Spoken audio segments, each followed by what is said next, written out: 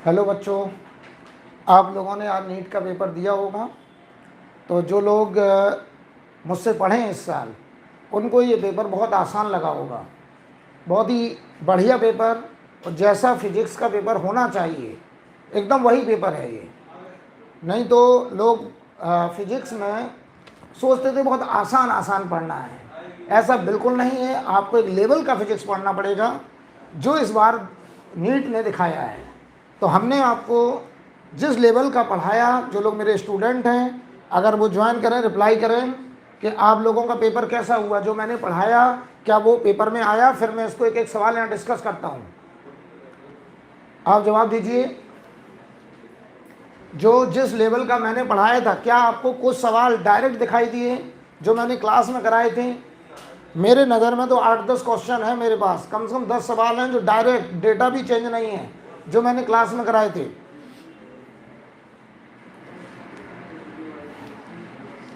बताइए आप लोगों को पेपर कैसा लगा, जो जो मुझसे पढ़े हैं बताइए। जिन्होंने साल भर पढ़ा पेपर कैसा था?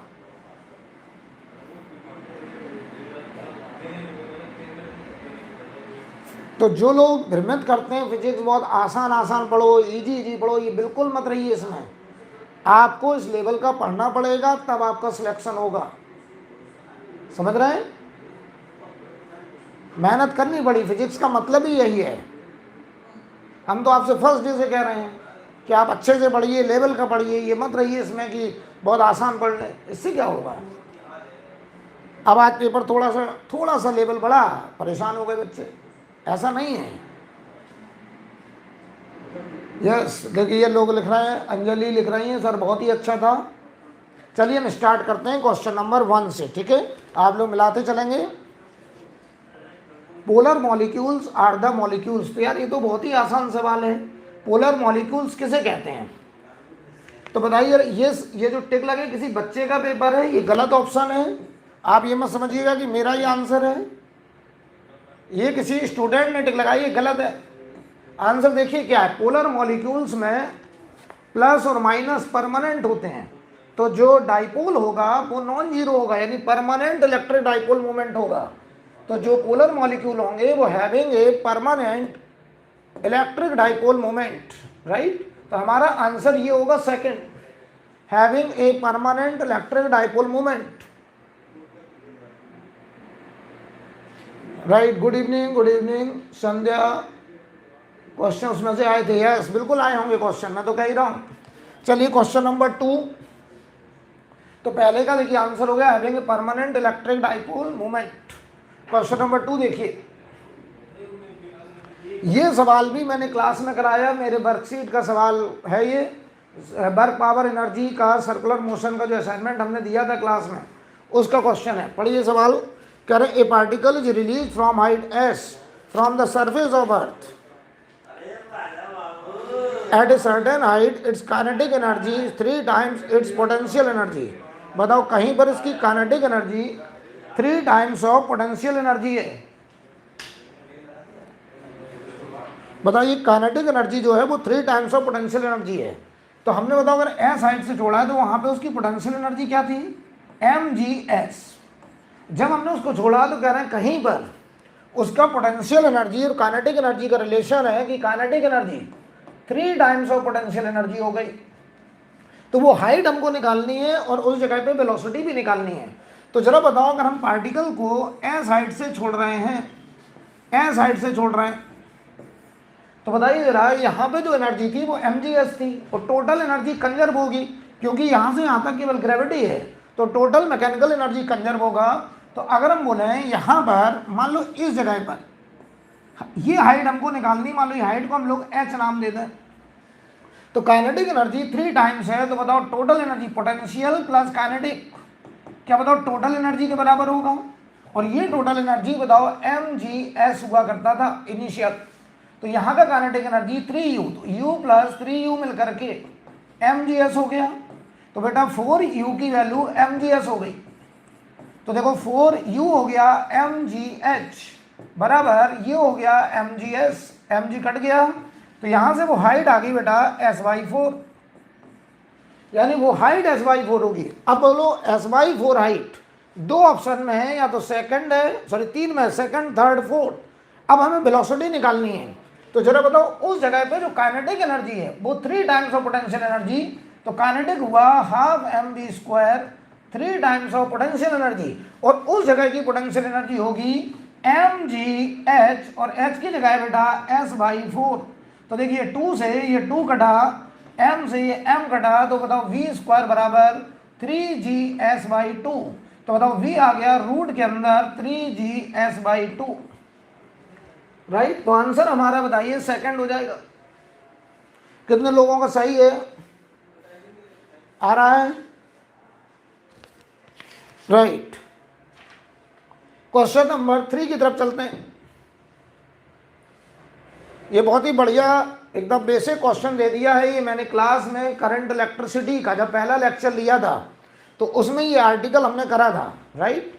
तो चलिए बताइए, हमें पूछा गया है ड्रिफ्ट वेलोसिटी का मैच कराना है यहाँ पर। तो याद करो ड्रिफ्ट वेलोसिटी v बराबर a इंटू टाउ आता था, क्योंकि हम लोग v बराबर u प्लस ए टी लगाते थे, जहाँ पर u होता था थर्मल वेलोसिटी। तो बताओ v बराबर u प्लस ए टी लगाते थे, याद करिए, जहाँ पर u थर्मल वेलोसिटी 0 होती थी एवरेज। तो जो ड्रिफ्ट वेलोसिटी आता था a e/m इंटू टाउ, और टाउ होता था हमारा रिलैक्सेशन टाइम। तो बताओ पहले का मैचिंग r होगा, पहले का मैचिंग r होगा, और मैं तो कह रहा हूँ कोई एक और मैच करा लो। चलो d पहले मैच कराते हैं, जरा देखना। करंट डेंसिटी, करंट डेंसिटी बताओ I/एरिया, और I बताओ NEABD होता था, और अपॉन एरिया तो ये बताओ बेटा NEBD होगा। तो बताइए करंट डेंसिटी का आंसर क्यों मैच करेगा, पहले का R और आखिरी का Q। तो देखो पहले का R इन चारों में है और आखिरी का Q इन दो में है, तो इन दो में कोई आंसर है, यानी आंसर या तो फर्स्ट या थर्ड है। अब आइए जरा यहाँ पर इलेक्ट्रिकल रजिस्टिविटी, तो बताओ आपने पढ़ा होगा E बराबर रो इंटू जे, तो रो बराबर हो जाएगा E/J, ये सब क्लास में कराया है। तो इलेक्ट्रिकल रजिस्टिविटी का आंसर हमारा S हो जाएगा।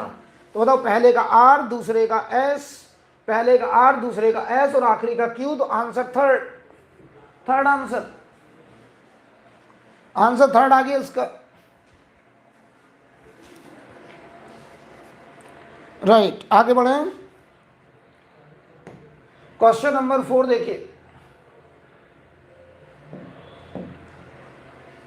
कह रहे हैं force F, acceleration A, time T are chosen as the fundamental physical quantity for the dimension of energy.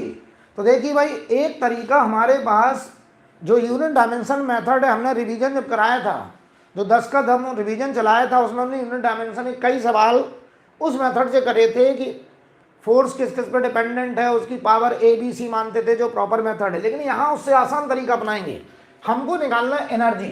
तो एनर्जी को हम वर्क से सेम डायमेंशन मान सकते हैं, तो F into x, F into x.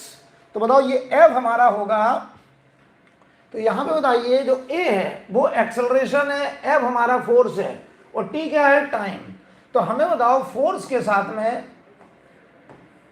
x लाना है L, ये लाना है। तो चलो बताइएगा हमको जो एक्सेलरेशन होता है वो होता है LT-2, राइट। तो हमें अगर इसमें t स्क्वायर मल्टीप्लाई कर दें तो बताओ a इंटू टी स्क्वायर, क्या ये L आ जाएगा, तो ये बन गया F इंटू AT स्क्वायर। तो F इंटू AT स्क्वायर, बताइए आंसर हमारा फोर्थ हो जाएगा, देख लीजिए, बोलो बेटा, आंसर फोर्थ हो जाएगा, क्योंकि हमको finally answer F into x चाहिए या F इंटू एल चाहिए। तो सोचो फोर्स है, एक्सेलरेशन LT⁻⁻2 है और ये T स्क्वायर है, ये खत्म हुआ, ये हमारा एनर्जी हो गया F into L, right. Okay आगे बढ़ा जाए। क्वेश्चन नंबर 5 देखो बच्चों, 5 नंबर में हमसे कह रहे हैं पृथ्वी सतह से the escape velocity from the earth surface is v, the escape velocity from the surface of another planet having radius having radius 4 times that of earth, earth की रेडियस का 4 गुना, एंड सेम डेंसिटी, डेंसिटी बराबर है। तो याद करो जरा, ये ऐसा सवाल मैंने टेस्ट में कई बार पूछा है। तो बताओ एस के वेलोसिटी हमने क्या पढ़ाया था, रूट के अंदर 2GME/RE, ये आता था हमारा एस के वेलोसिटी। और याद करो ये एस के वेलोसिटी हम कैसे निकालते थे, पोटेंशियल प्लस काइनेटिक का सम जीरो करते थे। तो अर्थ की सरफेस पर पोटेंशियल ये होता था और ये हमारा हाफ mv² का सम बराबर 0, तो ये एस के वेलोसिटी होती थी। अच्छा, हम इसको डेंसिटी के टर्म्स में लाना चाहते हैं, तो रूट के अंदर 2g कांस्टेंट है, ये रो इंटू 4/3 पाई RE³ और अपॉन RE। तो जरा गौर से देखो, एस के velocity proportional to this whole number is constant proportional to root के अंदर RE², यानी प्रोपोर्शनल टू RE।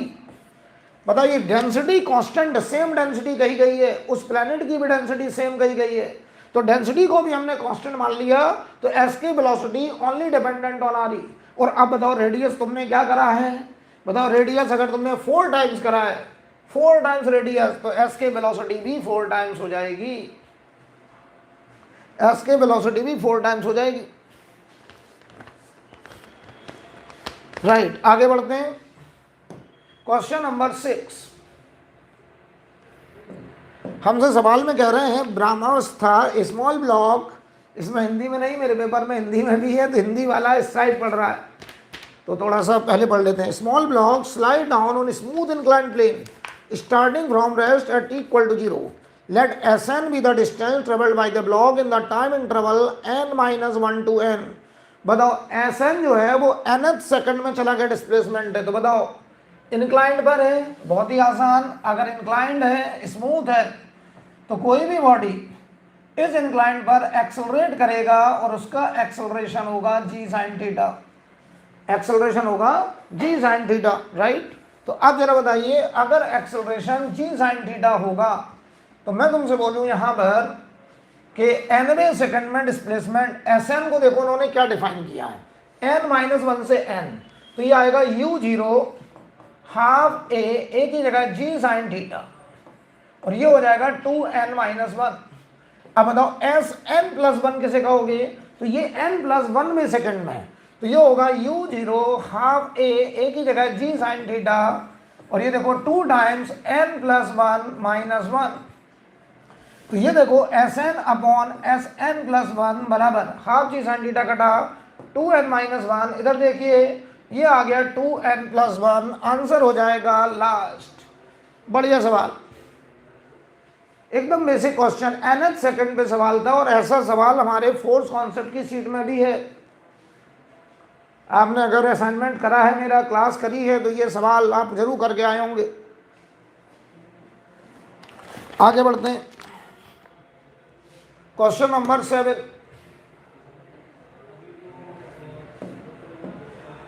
नंबर में हमसे कह रहे हैं the velocity of small ball of mass m density d when dropped in a container filled with glycerine becomes constant after some time. If the density of glycerine is d/2, then the viscous force acting on the ball। जरा जवाब दीजिए, हमने आपको fluid mechanics बहुत ही शानदार तरीके से पूरा लेक्चर कराया है, तो बताओ आप हमको जरा, ये हमारा टर्मिनल वेलोसिटी का सवाल है। जब कोई भी बॉडी कांस्टेंट वेलोसिटी से नीचे कब जाता है, जब एक्सेलरेशन 0, और उसी वेलोसिटी को हम लोग भी टर्मिनल कहते हैं। तो बताओ बेटा नीचे की तरफ क्या लगता है, mg, ऊपर की तरफ लगता था हमारा yc, और ऊपर की ही तरफ लगता था हमारा F विस्कस, और यही F विस्कस हमसे पूछ रहे हैं कितना होगा इस सवाल में। तो क्या मैं ये बोल सकता हूं कि yc प्लस विस्कस ने मिलकर के mg को बैलेंस करा होगा। बहुत बढ़िया, अब देखो जरा, जो बॉडी है उसका डेंसिटी d है, और जो लिक्विड है उसका डेंसिटी d/2 है। ध्यान देना कितना बढ़िया बात बोली गई है। तो बताओ m की वैल्यू होगी डेंसिटी बॉडी का वॉल्यूम बॉडी इंटू g, या g हटा दीजिए, यहाँ पर हम अगर बात करें मास अकेले की, तो डेंसिटी इंटू वॉल्यूम, ये हमारा m हुआ। तो जरा बताओ अब हमें, जो ये हुआ हमारा m और इंटू g करते हैं, तो ये mg की वैल्यू हो गई। जरा बताओ yc क्या होता था, density liquid volume submerged, into G. और क्या ये बॉडी पूरी डूबी हुई है? यस, पूरी डूबी हुई है। तो देखिए वाइंसी की वैल्यू होगी डेंसिटी लिक्विड का, और लिक्विड का जो डेंसिटी होगा बताओ वो दिया गया dy/2, और वॉल्यूम डूबा हुआ v है पूरा g। तो ये बताओ बेटा mg का आधा लिखा है, यानी इस सवाल में जो वाइंसी है वो mg का आधा। तो ये देखो बेटा mg/2 plus viscous is equal to mg। तो विस्कस फोर्स की वैल्यू हो गई mg माइनस mg/2, मतलब mg/2। ये हमारा आंसर। बहुत ही बढ़िया बात। और थर्ड आंसर हो जाएगा इजी क्वेश्चन। यहाँ 6 बाई ईंटा आर भी लगाने की जरूरत नहीं है, क्योंकि ईंटा वगैरह दिया नहीं है। बताइए भाई कितने लोगों का ये सही है, जवाब दीजिए।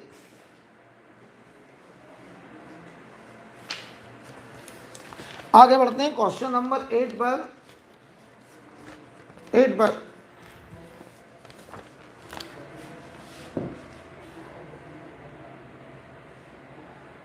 क्वेश्चन नंबर 8 में हमसे कह रहे हैं a thick current carrying cable of radius R carrying current I uniformly distributed across its cross section, variation of magnetic field due to the cable with the distance R from the axis of cable.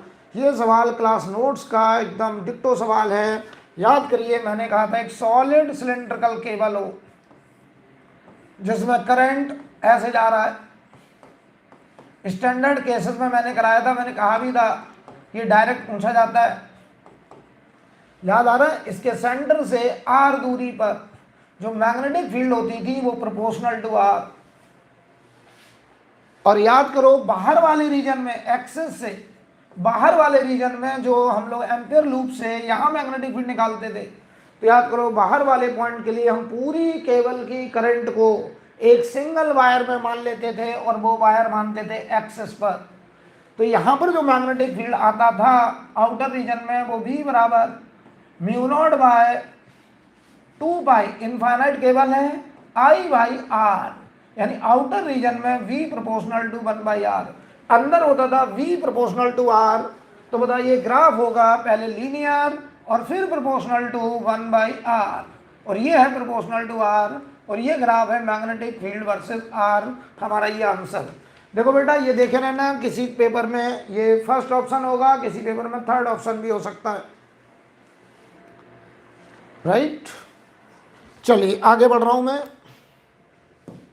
Question number 9। देखो बेटा इस सवाल को देख के भी आप कहेंगे कि ये भी सर सवाल आपने क्लास में कराया है। ये सवाल भी मेरे क्लास नोट्स का है। कर find the value of angle of emergence from the prism. बताइए प्रिज्म से निकलने पर पूछा, तो ध्यान दीजिए ये अगर 60 तो यार ये 30, और ये लाइट रे बताइए ऐसे नॉर्मली आ रही है, तो ये बताओ स्ट्रेट जाएगी, क्योंकि आई 0 नॉर्मल से एंगल 0 तो आर भी 0। तो यहाँ नॉर्मल ड्रॉ करेंगे तो बताओ बेटा ये एंगल R1 R2 का सम A, तो ये 30 डिग्री। अगर ये 30 तो यहाँ से लाइट रे जब बाहर जाएगी तो कह रहे हैं हमसे नॉर्मल से कितने एंगल पे जाएगी, मान लो R या थीटा मान लेना। चलो तो यहाँ पे लगा दीजिए आप स्नेल्स लॉ, यहाँ का मीडियम प्रिज्म का मीडियम √3, तो √3 sin 30। स्नेल्स लॉ लगाने पर बाहर में एयर इंटू साइन थीटा। सवाल हो चुका है खत्म। ये आया 1/2, ये आया साइन थीटा, थीटा की वैल्यू आ गई 60 डिग्री। ये हमारा आंसर थर्ड। बताइए भाई एकदम हलवा क्वेश्चन। 60 डिग्री।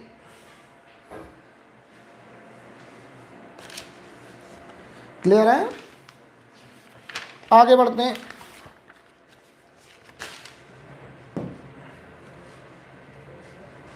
ये सवाल भी बहुत आसान है, बहुत आसान है, एकदम फॉर्मूला बेस्ड क्वेश्चन है।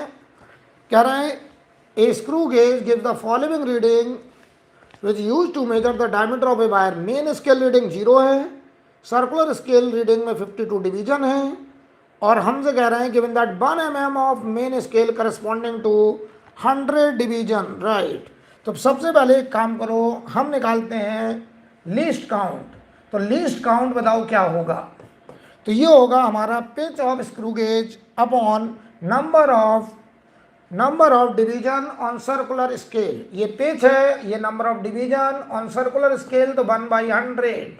ये आया बेटा 0.01, ये आया, ध्यान से देखिए, इसको मैं काट रहा हूं, 0.01 mm आया है, ये ध्यान दीजिए।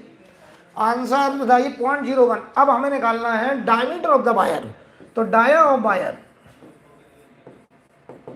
डायमीटर ऑफ वायर देखिए भाई, तो इसका फॉर्मूला है main scale reading plus circular scale reading into least count. तो बताओ मेन स्केल रीडिंग 0 है और सर्कुलर स्केल की रीडिंग बताइए कितनी दी गई 52, और ये बताओ लीस्ट काउंट है 0.01, तो ये बताओ हमारा आ गया 0.52 mm। 0.52 mm, ध्यान देना, थोड़ा अलर्ट रहना, गलती हो गई होगी बहुत सारे लोगों से, ये mm में आया है, आंसर सेंटीमीटर में, ये गलती करके आए होंगे। तो बताओ भाई यहां पर डायमीटर सेंटीमीटर में, तो 0.052 सेंटीमीटर आंसर होगा, 0.052। ये मिस्टेक जल्दबाजी में हुई होगी, ये जल्दबाजी में गलत करके आए होंगे। जवाब दीजिए, कितने लोग सही कर दिए इसको। आगे बढ़ा जाए, क्वेश्चन नंबर 11। 11 नंबर में कह रहे हैं a nucleus with mass number 240 break into 2 fragment each of mass number 120। बताइए भाई, बताओ भाई, सवाल देखो, एक न्यूक्लियस मान लो ये ZXA, इसका 240 है, और ये मान लो दो में टूट गया, A 120 एंड B 120, और हमारा सवाल है total gain in binding energy, मतलब क्यू वैल्यू ऑफ रिएक्शन बतानी है। ऐसा सवाल मैंने कई सवाल क्लास में करे हैं, जिन्होंने पढ़ा होगा उनके लिए तो सवाल बिल्कुल आसान। याद करो, क्यू वैल्यू ऑफ रिएक्शन हमने सिखाया था total energy final minus total energy initial, right.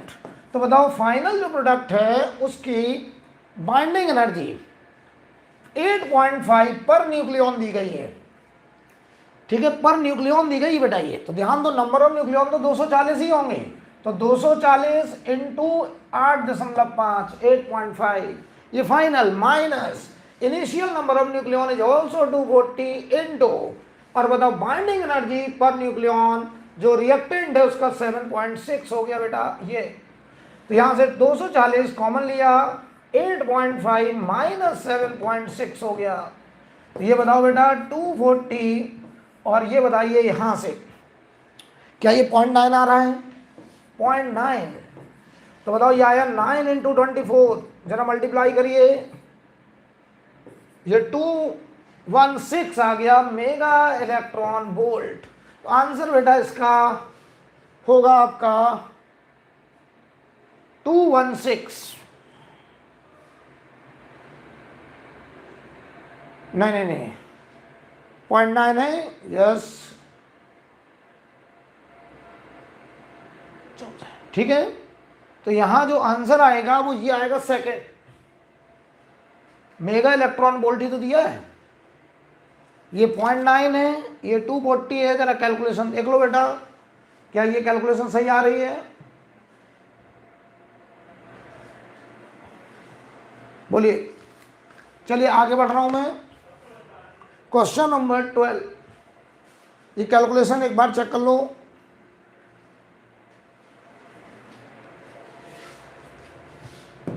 Question number 12,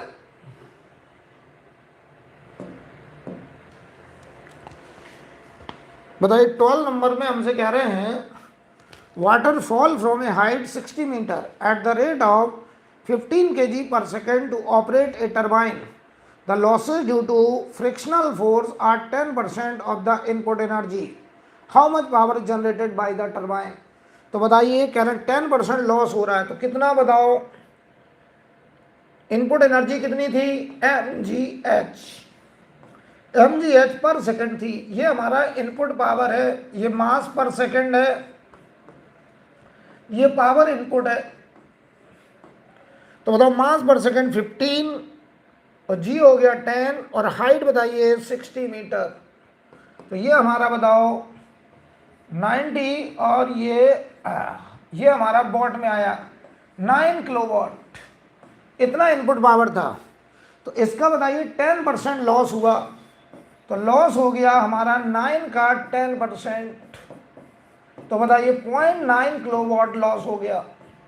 तो क्या कह रहे हैं, power generated by the turbine जो होगा, पावर जनरेटेड बाय टरबाइन जो होगा, बताइए 0.9 हमारा 9 में से माइनस कर दीजिए, इनपुट पावर 9 थी, 0.9 लॉस हो गया, तो आंसर हो गया 8.1 किलोवाट, राइट। आगे बढ़े, अब देखिए जरा 30 नंबर सवाल में कह रहे हैं a convex lens a of focal length 20 centimetre. बताओ बेटा, एक कॉन्वेक्स लेंस है, फोकल लेंथ 20, ये भी क्लास असाइनमेंट का क्वेश्चन है, same to same. And a concave lens of focal length 5 centimetre. बताओ भाई, एक कॉन्केव है, इसकी फोकल लेंथ कितनी है, 5 centimetre, are kept along same axis at a distance D between them. ये डी है, हमसे कह रहे हैं if a parallel beam of light falling on a, ये मैंने क्लास में भी कराया, टेस्ट में भी दिया सवाल। तो जरा बताइए, हमसे कह रहे हैं कि बताइए पैरेलल कब जाएगा, तो जरा तुम खुद सोचो, अगर हम डायग्राम से समझें तब भी हो जाएगा, लेकिन मैं पहले पूरा करके दिखाता हूं। तो इसके लिए जरा बताओ इमेज कहां बनेगी, 20 पर, ऐसे 20 पर इमेज बनेगी, ये होगा I1, और ये I1 इसके लिए ऑब्जेक्ट होगा, और वो बताओ इसके फोकस पर, यानी 5 सेंटीमीटर पे होना चाहिए। ये दूरी पूरी 20 है और ये 5 है, तब ये light ray parallel to principal axis जाएगी। तो ये जो गैप आना चाहिए वो 15 सेंटीमीटर आना चाहिए, 15 सेंटीमीटर आना चाहिए। बोलो भाई, और इसको चाहो तो आप ऐसे भी कर सकते हैं, मैथमेटिकली, तो डायग्राम से मैंने कर दिया मैथमेटिकली। पहले लेंस के लिए जो V1 आएगा वो +20 आएगा, दूसरे लेंस के लिए 1/f बराबर 1/v माइनस 1/u लगाया, तो 1/f हमारा -5 है, और ये इनफाइनाइट होना है 1/u, u की वैल्यू होगी v1 - t, तो 20 - d, तो यहाँ से 5 बराबर हो गया 20 - d, तो d बराबर हो गया हमारा 15। ऐसे कर सकते हैं, कई तरह तरीके भाई, कई तरीके। बढ़िया सवाल। टेस्ट में जो लास्ट में हमने टेस्ट लिए थे, आपके जो टेस्ट सीरीज चलाई थी मैंने, 10 टेस्ट लिए थे, उस टेस्ट पेपर खोलिएगा, सेम क्वेश्चन आपको मिलेगा। आगे बढ़े, क्वेश्चन नंबर 14, ये सब क्लास में कराया है मैंने। Lens of large focal length, large aperture is best situated as an objective of an astronomical telescope. तो ऑब्जेक्टिव का अपर्चर क्यों बड़ा रखते हैं, ताकि ज़्यादा से ज़्यादा लाइट ऑब्जेक्टिव में एंटर करे। और बताइए फोकल लेंथ इसलिए बड़ा रखते हैं ताकि मैग्नीफाइंग पावर ज़्यादा हो। तो लार्ज अपर्चर, बेटर रेजोल्यूशन और large area, light gathering power ज़्यादा होगा, और इससे विजिबिलिटी भी अच्छी होगी। तो आंसर होगा last part, all of the above, all of the above. 15 number question देखिए, सवाल में कह रहे हैं the electron concentration in an N type semiconductor is same as hole concentration in a P type semiconductor. बताइए N type extrinsic में electron का concentration और पी टाइप में होल का कंसंट्रेशन भले ही बराबर है, लेकिन आपको इतना पता है कि चार्ज मोबिलिटी किसकी ज़्यादा होती है, होल की कि इलेक्ट्रॉन की, इलेक्ट्रॉन की। तो इलेक्ट्रॉन की चार्ज मोबिलिटी ज़्यादा होने की वजह से जब हम इलेक्ट्रिक फील्ड लगाते हैं तो एन टाइप सेमीकंडक्टर में करंट ज़्यादा होगा, पी टाइप में कम होगा। तो आंसर हमारा हो जाएगा current in an type is greater than current in P type. ये आंसर होगा फर्स्ट, इस सेट का फर्स्ट आंसर होगा। करंट इन एन टाइप ज़्यादा होगा क्योंकि इलेक्ट्रॉन का मोबिलिटी ज़्यादा होता है, होल का कम होता है। तो जैसे हम इलेक्ट्रिक फील्ड लगाएंगे तो करंट हमको किस में ज़्यादा देखने को मिलेगा, एन टाइप में। क्वेश्चन नंबर 16 एसएचएम का एकदम क्लास नोट्स का क्वेश्चन, क्लास नोट्स का क्वेश्चन। आपने अगर एसएचएम पढ़ा है तो ये एकदम क्लास नोट्स का सवाल है। Body is executing simple harmonic motion with frequency N, frequency of its potential energy. तो सोचो बेटा सोचो, अगर फ्रीक्वेंसी एन है तो पोटेंशियल एनर्जी बताओ। यहाँ पोटेंशियल एनर्जी बताइए, मीन पर 0 और यहाँ मैक्सिमम और यहाँ पर भी मैक्सिमम, राइट। तो जरा सोचो, एक ऑसिलेशन में पोटेंशियल एनर्जी 2 बार मैक्सिमम से 0 होती है। एक ऑसिलेशन जब पार्टिकल करता है तो पोटेंशियल एनर्जी 2 ऑसिलेशन कर जाता है, क्योंकि वो 2 बार मैक्सिमम से 0 हो जाता है। तो बताओ, अगर पार्टिकल के एसएचएम की फ्रीक्वेंसी अगर n है तो बताओ पोटेंशियल एनर्जी के एसएचएम की फ्रीक्वेंसी 2n होगी। काइनेटिक एनर्जी के भी ऑसिलेशन की फ्रीक्वेंसी 2n होगी। क्लास नोट्स का एकदम बेसिक क्वेश्चन, बढ़िया सवाल। आगे बढ़ता हूं, क्वेश्चन नंबर 16 के बाद 17 पे आते हैं। न्यूटन्स लॉ क्वेश्चन का क्वेश्चन है, न्यूटन्स लॉ कॉन्सेप्ट पे बेस्ड क्वेश्चन है, और मैंने ऐसे बहुत सारे सवाल आपको कराए हैं। एक cup of coffee cool from 90 to 80, बताओ 90 माइनस 80 कितने टाइम में हुआ बेटा? और ये हमारा t मिनट बराबर k हमारा कांस्टेंट और थीटा एवरेज, तो 90 और 80 का एवरेज 85 माइनस और ये थीटा सराउंडिंग, और सराउंडिंग का टेम्परेचर 20 दिया गया है। तो ये देखो 85 एवरेज और ये 20, राइट। चलिए, the time taken by a similar cup of coffee to cool from 80 to 60, अब की बार 80 से 60 जा रहे हैं। टाइम मान लो t डैश, तो k टाइम्स 80 और 60 का एवरेज 70 होगा बेटा। 70 माइनस 20, हमको t डैश निकालना है। तो दोनों को जरा डिवाइड करो, तो ये देखो 10 अपॉन t, ये डिवाइड करेंगे तो ऊपर t डैश नीचे 20 बराबर, देख लो बेटा यहाँ पे ये आया 65 अपॉन 50। थोड़ा सा कैलकुलेशन, बहुत ही आसान कैलकुलेशन, बेसिक कैलकुलेशन, 25। तो t डैश की वैल्यू आ गई, देखिए 65 अपॉन 25 इंटू टी, आप 5 से काट दीजिए, 13/5t, 13/5t। देख लो कैलकुलेशन, एक बार कैलकुलेशन जरूर देख लेना बेटा, मैं आपके सामने ही सॉल्व कर रहा हूं। तो आंसर 4 होना चाहिए। कितने लोगों का ये आंसर आया है? रिप्लाई करिए आप लोग।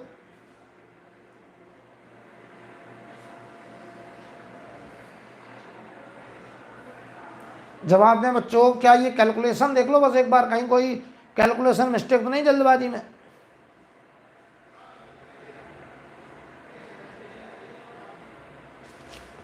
आगे बढ़ें, चलिए 80 नंबर क्वेश्चन।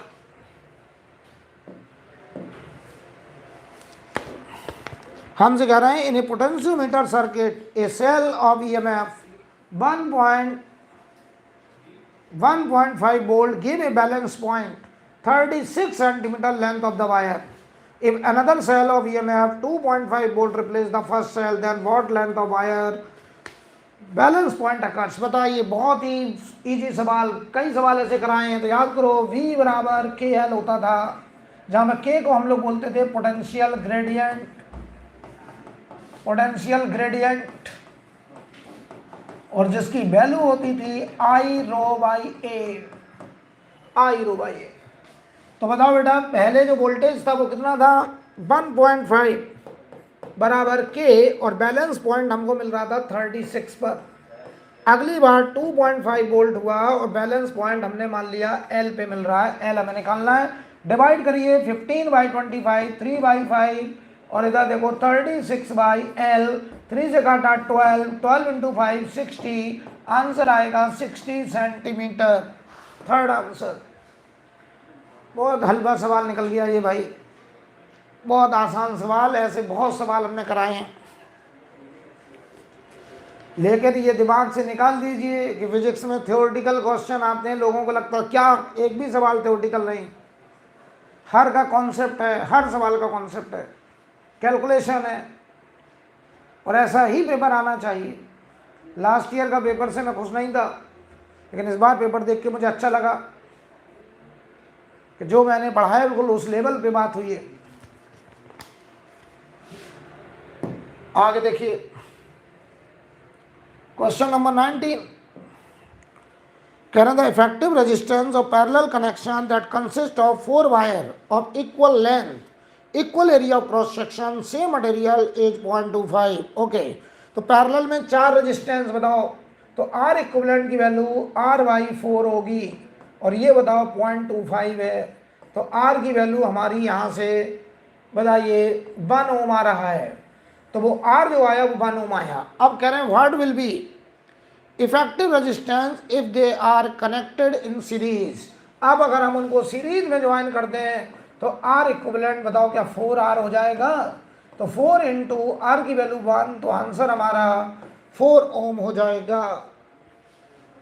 देख लीजिए भाई,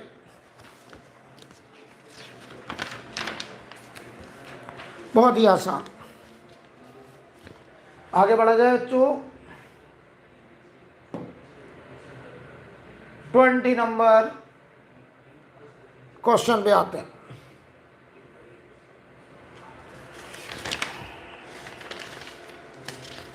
ट्वेंटी नंबर क्वेश्चन पे आते हैं जरा हम लोग। इसमें 20 वाला पेज नहीं है, चलिए कोई बात नहीं, करते हैं हम लोग। 20 नंबर कह रहे हैं radio active nucleus ZXA undergo spontaneous decay. देखिए बहुत ही इजी क्वेश्चन है, ऐसे सवाल बहुत कराए मैंने क्लास में, बहुत सवाल। ZXA से एटॉमिक नंबर 1 कम हो गया बेटा, तो आप हमें एक बार बताइए एटॉमिक नंबर 1 कम होता है, कब कम होता है? हमारे पास जो डिके है वो है मान लो beta minus, beta plus, alpha, ये डिके है हमारे पास। तो जरा बताओ जब बीटा माइनस इलेक्ट्रॉन निकलता है, -1 E0, तो एटॉमिक नंबर 1 से बढ़ता है, और जब पॉजिट्रॉन निकलता है +1 E0, तो बताओ एटॉमिक नंबर 1 से घटता है, तो पहले में होगा बीटा प्लस, तो आंसर वैसे ही बताओ ए हो रहा है क्योंकि बीटा प्लस पहले में यही है। और आगे देख लो, इसके बाद यहां से यहां देखिए एटॉमिक नंबर 2 कम हुआ, और एटॉमिक नंबर 2 कम करने का मतलब अल्फा निकला होगा, क्योंकि alpha is the nucleus of helium 2He4, तो ये अल्फा। उसके बाद देखो एटॉमिक नंबर 1 बढ़ गया, और 1 बढ़ गया तो एक इलेक्ट्रॉन निकला होगा बीटा माइनस डिके, तो पता है ये डिके हमारा +1 E0 प्लस पॉजिट्रॉन डिके, ये डिके हमारा 2He4 अल्फा डिके, जिसे अल्फा कहेंगे, और ये हमारा -1 E0 बीटा माइनस डिके, ये बीटा प्लस डिके, और ये अल्फा डिके। आंसर होगा फर्स्ट। I think clear. आगे बढ़ रहा हूं मैं। 21 क्वेश्चन, बढ़िया सवाल, आसान सवाल। बताइए इलेक्ट्रिक फील्ड लाइंस ऐसे दिखाई गई हैं, ये इलेक्ट्रिक फील्ड की डायरेक्शन है, ऐसे इलेक्ट्रिक फील्ड है बेटा, तो क्या ये इलेक्ट्रिक फील्ड लाइन यहां से दूर दूर जा रही हैं? तो बताओ ये दूर जा रही हैं, तो बताओ यहाँ इलेक्ट्रिक फील्ड अगर हम 1 पॉइंट ले लें और यहाँ एक 2 पॉइंट ले लें, तो 1 पॉइंट पर फील्ड की वैल्यू ज़्यादा होगी, 2 पर कम होगी, क्योंकि यहाँ फील्ड लाइन की डेंसिटी ज़्यादा है, यहाँ फील्ड लाइन की डेंसिटी कम है। तो बताइए जरा, अगर हमने यहाँ डाइपोल रखा है वो भी यहाँ +Q और यहाँ -Q, सोचो बेटा इस पर जो फोर्स लगेगा वो इधर लगेगा QE1, और इस पर इधर लगेगा QE2। बड़ा कौन है? E1, और E1 अगर बड़ा है तो ये डाइपोल किधर भागेगा? Right side. बोलो भाई, अब सोचो अगर राइट जाएगा तो नेट फोर्स इधर आ रहा है, तो ये एक्सेलरेट करके जाएगा, तो वेलोसिटी बढ़ेगी, तो काइनेटिक एनर्जी बढ़ेगी और पोटेंशियल एनर्जी घटेगी। तो बताइए आंसर क्या होगा? Dipole moves towards right as its potential energy decreases, तो towards right potential energy decrease, ये आंसर होगा। बढ़िया सवाल, बोलिए भाई, किधर जाएगा? राइट जाएगा, जहां इसकी पोटेंशियल एनर्जी घटेगी। कैसे पता चला? क्लियर है? आगे बढ़िए। अच्छा, अगर यही यूनिफॉर्म फील्ड होता अगर ये यूनिफॉर्म फील्ड होता तो ये डाइपोल कहीं मूव ना करता। अगर ऐसा सवाल होता कि ऐसे इलेक्ट्रिक फील्ड है और ऐसे हमने डाइपोल रख दिया है, तो बताइए न्यूट्रल इक्विलिब्रियम में होता और ये कहीं नहीं भागता, ये कहीं ना जाता, यहीं रुका रहता। चलिए आगे बढ़ते हैं। 22 नंबर देखो बेटा, सवाल पढ़िए। कह रहा है inductor L, capacitor C and register R connected in series to an AC source of potential difference V volt as shown in figure. Potential difference across L, C, R 40 volt, 10 volt and 40 volt. The amplitude of the current flowing, पढ़िए अच्छे से, ये जो current दी गई है ये RMS current नहीं है, एम्पलीट्यूड है, पीक वैल्यू है 10√2। तो चाहो तो इसकी RMS वैल्यू निकाल लो पहले, I0/√2, ये हो जाएगा 10 एम्पियर IRMS। अब आगे बढ़ते हैं। हमको इम्पिडेंस पूछा है, तो जरा एक बार बताओ, फेजर देखते हैं कि अगर ये हमारा VR का फेज है और यही करंट का फेज है, तो इंडक्टर का फेज ये होता था और कैपेसिटर का फेज ये होता था। तो बताओ BL - BC, तो बताओ इधर बचेगा हमारा 30 वोल्ट और इधर बचा BR 40 वोल्ट, तो ये सोर्स का वोल्टेज आएगा 50 वोल्ट, तो ये हमारा 50 वोल्ट आ गया। हमें निकालना है इम्पिडेंस, तो बताओ Z बराबर V सोर्स अपॉन IRMS, और ये सोर्स की RMS बताओ 50 वोल्ट है और IRMS 10 एम्पियर है। आंसर आएगा बेटा 5 ओम, ये आंसर है 5 ओम। गलती होगी इसमें, बहुत सारे लोगों का 5/√2 आ गया होगा, गलत हो गया, 5/√2 नहीं होगा, 5 ओम होगा, क्योंकि ये लाइन पढ़ी है, इस लाइन की इंपॉर्टेंस है। यहाँ पे इंपॉर्टेंस है कि ये जो करंट हमको दी गई है वो करंट बताइए कौन सी दी गई, एम्पलीट्यूड यानी पीक वैल्यू। गलती हुई होगी यहाँ पे, मुझे पूरा यकीन है। आगे बढ़ते हैं।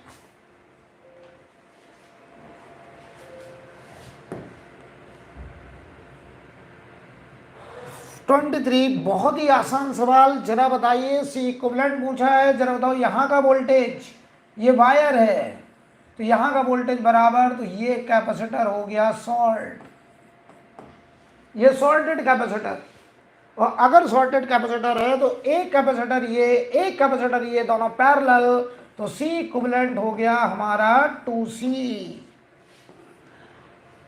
पैरेलल में है 2 कैपेसिटर, केवल बीच वाला कैपेसिटर शॉर्ट हो गया। एकदम इजी क्वेश्चन।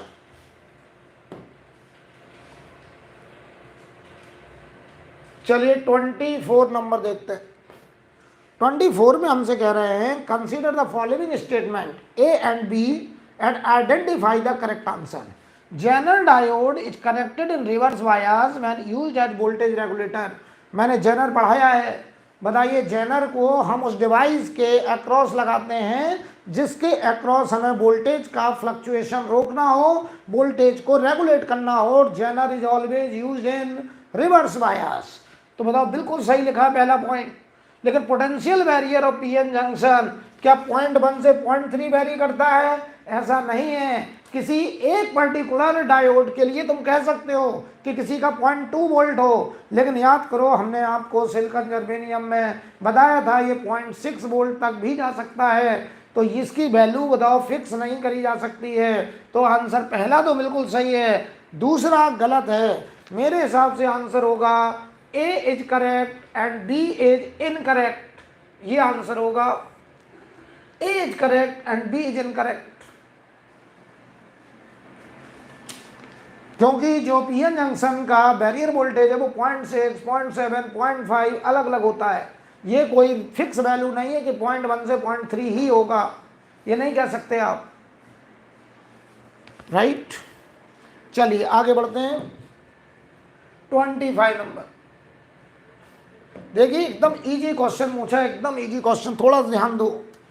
क्या रहे, for a plane electromagnetic wave propagating in X direction, which of the following combination gives correct possible direction for electric field and magnetic field. जरा बताइए हमारा जो इलेक्ट्रिक वेव जा रहा है वो किसके लॉन्ग जा रहा है, एक्स के लॉन्ग। तो हमारा जो मैग्नेटिक फील्ड होगा और इलेक्ट्रिक फील्ड होगा वो बताओ वेव प्रोपगेशन के परपेंडिकुलर यानी वाई और जेड के लॉन्ग होंगे। तो आंसर जे और के में हो सकता है। तो जे और के में बताइए चारों आंसर दिए गए हैं, चारों दिए गए हैं। अब सोचो, अब सोचो, तो ई और वी जो है, अगर ई इधर है तो वी इधर है। सोचिए जरा अब आप, या उल्टा भी हो सकता है, या यहां भी होगा तो यहां ही होगा, ठीक है, परपेंडिकुलर होंगे। अब बताइए, आप समझिए जरा, यहां पे दो परपेंडिकुलर, तो ये दो वेक्टर अगर परपेंडिकुलर है तो इनका डॉट प्रोडक्ट 0 होना चाहिए। सिंपल क्वेश्चन डॉट प्रोडक्ट का। चेक करो, इनका डॉट प्रोडक्ट -1 -1 -2 आ रहा है, इनका डॉट प्रोडक्ट 1 1 +2 आ रहा है, इनका डॉट प्रोडक्ट +2 आ रहा है, इनका डॉट प्रोडक्ट 1 और ये -1 0 आ रहा है। ये आंसर है। Electric field magnetic field are perpendicular, तो उनका डॉट प्रोडक्ट 0 कर दीजिए। बहुत ही बढ़िया बेसिक क्वेश्चन। बताइए भाई, आगे बढ़ रहा हूं मैं।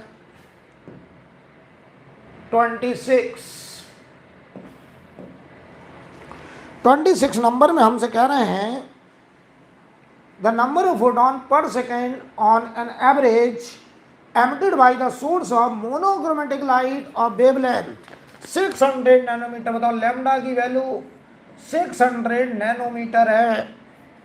when deliver the power of, power बताओ कितना दिया गया बेटा, 3.3 इंटू 10⁻³ वॉट यानी जूल पर सेकेंड। एच की वैल्यू दी गई। सुन लीजिए, बढ़िया सवाल, कोई फॉर्मूला काम नहीं करेगा, बात समझिए। कह रहे हैं कितने नंबर ऑफ फोटोन, तो बताओ एनर्जी पर सेकेंड पावर, तो नंबर ऑफ फोटोन पर सेकेंड पूछे हमसे, तो नंबर ऑफ फोटोन पर सेकेंड n/t हमें निकालना है, और एक फोटोन की एनर्जी होती है hc/लैम्डा। तो ये बताओ 3.3 इंटू 10⁻³ बराबर, ये n/t हमको निकालना है, और sc की वैल्यू हमने आपको पढ़ाई है 1242 अपॉन लैम्डा दिया गया 600। तो ये बताओ इलेक्ट्रॉन वोल्ट में है जबकि ये जूल में है। ध्यान देना बेटा, ये जूल पर सेकंड में है, ये इलेक्ट्रॉन हमें से जूल में कन्वर्ट करना पड़ेगा। तो देखिए 3.3 इंटू 10⁻³ बराबर, ये हमको निकालना है, इसको n डैश कहते रहो n/t को। ये देखो 1242 अपॉन 600, तो चलो ऐसे लिख दे रहे हैं, इसको बताइए जूल में कन्वर्ट करें तो 1.6 इंटू 10⁻⁻19। अब देखिए थोड़ा सा कैलकुलेशन में आपको मेरी मदद करनी पड़ेगी भाई। मुझे ऐसा लग रहा है 3.3 into 10⁻³ into 600 upon 1242 into 1.6 into 10⁻⁻19, ये हमारा एंडेस। अब सोचना जरा, अब सोचो जरा, ये पॉइंट से ये पॉइंट गया 16 से 2 बार मान लो, ये 1200 मान लो, ये पूरा कट गया, तो ये ऊपर गया तो 10⁻16 आ गया। बहुत आसान कैलकुलेशन, बहुत आसान कैलकुलेशन। देखिए मैंने कैसे कट करा है, 1.6 से 3.3 लगभग 2 बार, और ये 1242 पूरा काट दिया, तो 10⁻³ है, 10⁻19 ऊपर गया, 10⁻16। बढ़िया सवाल, बढ़िया, राइट।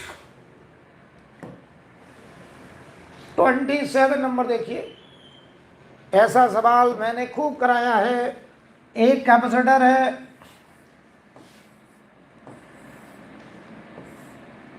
बताइए प्लेट एरिया ए है, बीच का गैप डी है। बताइए यहाँ इलेक्ट्रिक फील्ड लाइन ऐसे होती हैं और एजेस पे ऐसे बेंड करती हैं, फ्रिंज बनाती हैं। बताओ यहाँ जो एनर्जी निकालनी है यू स्टोर्ड, वो हम लिखेंगे energy density, energy density into volume, energy density into volume लिखेंगे। तो एनर्जी डेंसिटी है बेटा 12 ε0 E², और वॉल्यूम है बताओ A × D, तो आंसर होगा हमारा first, half epsilon not E square into A D. Right, आगे बढ़ते हैं 28 की तरफ। सवाल में हमसे कह रहे हैं एक capacitor of capacitance C is connected across an AC source of voltage V given by V equal to V naught sin omega t.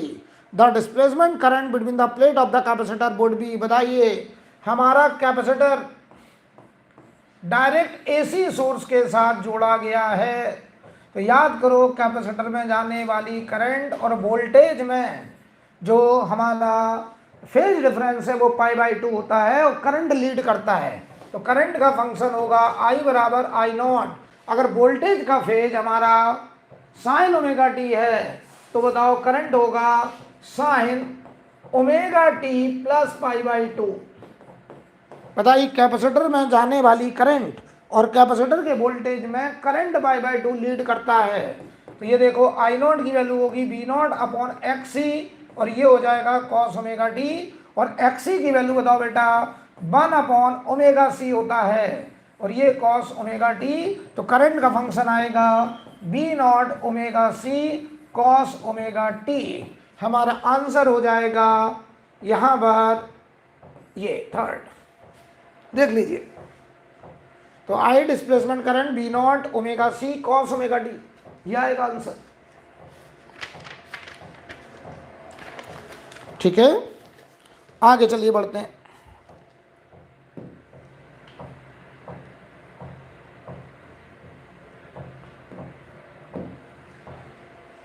Twenty 29 में हमसे कह रहे हैं, 29 नंबर का पेज इसमें नहीं है क्या? 29, चलिए कोई बात नहीं, यहीं करते हैं। बताओ कह रहे हैं two spherical conductor of radius r1 and r2 are connected by wire, then the ratio of surface charge density. बताओ दो कंडक्टर हैं और इनको हमने एक वायर से जोड़ दिया है ऐसे, तो चार्ज डेंसिटी का हमें रेशियो निकालना है। तो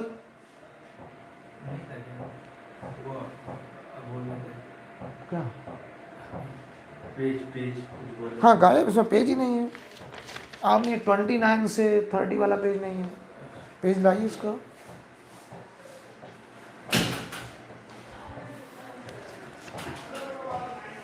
चलिए शुरू करते हैं 29 से। हाँ आ गया, पेज आ गया है, कोई दिक्कत नहीं है। चलिए करते हैं। कह रहा है हमसे two charge spherical conductor of radius r1 and r2 connected by wire, then ratio of surface charge density.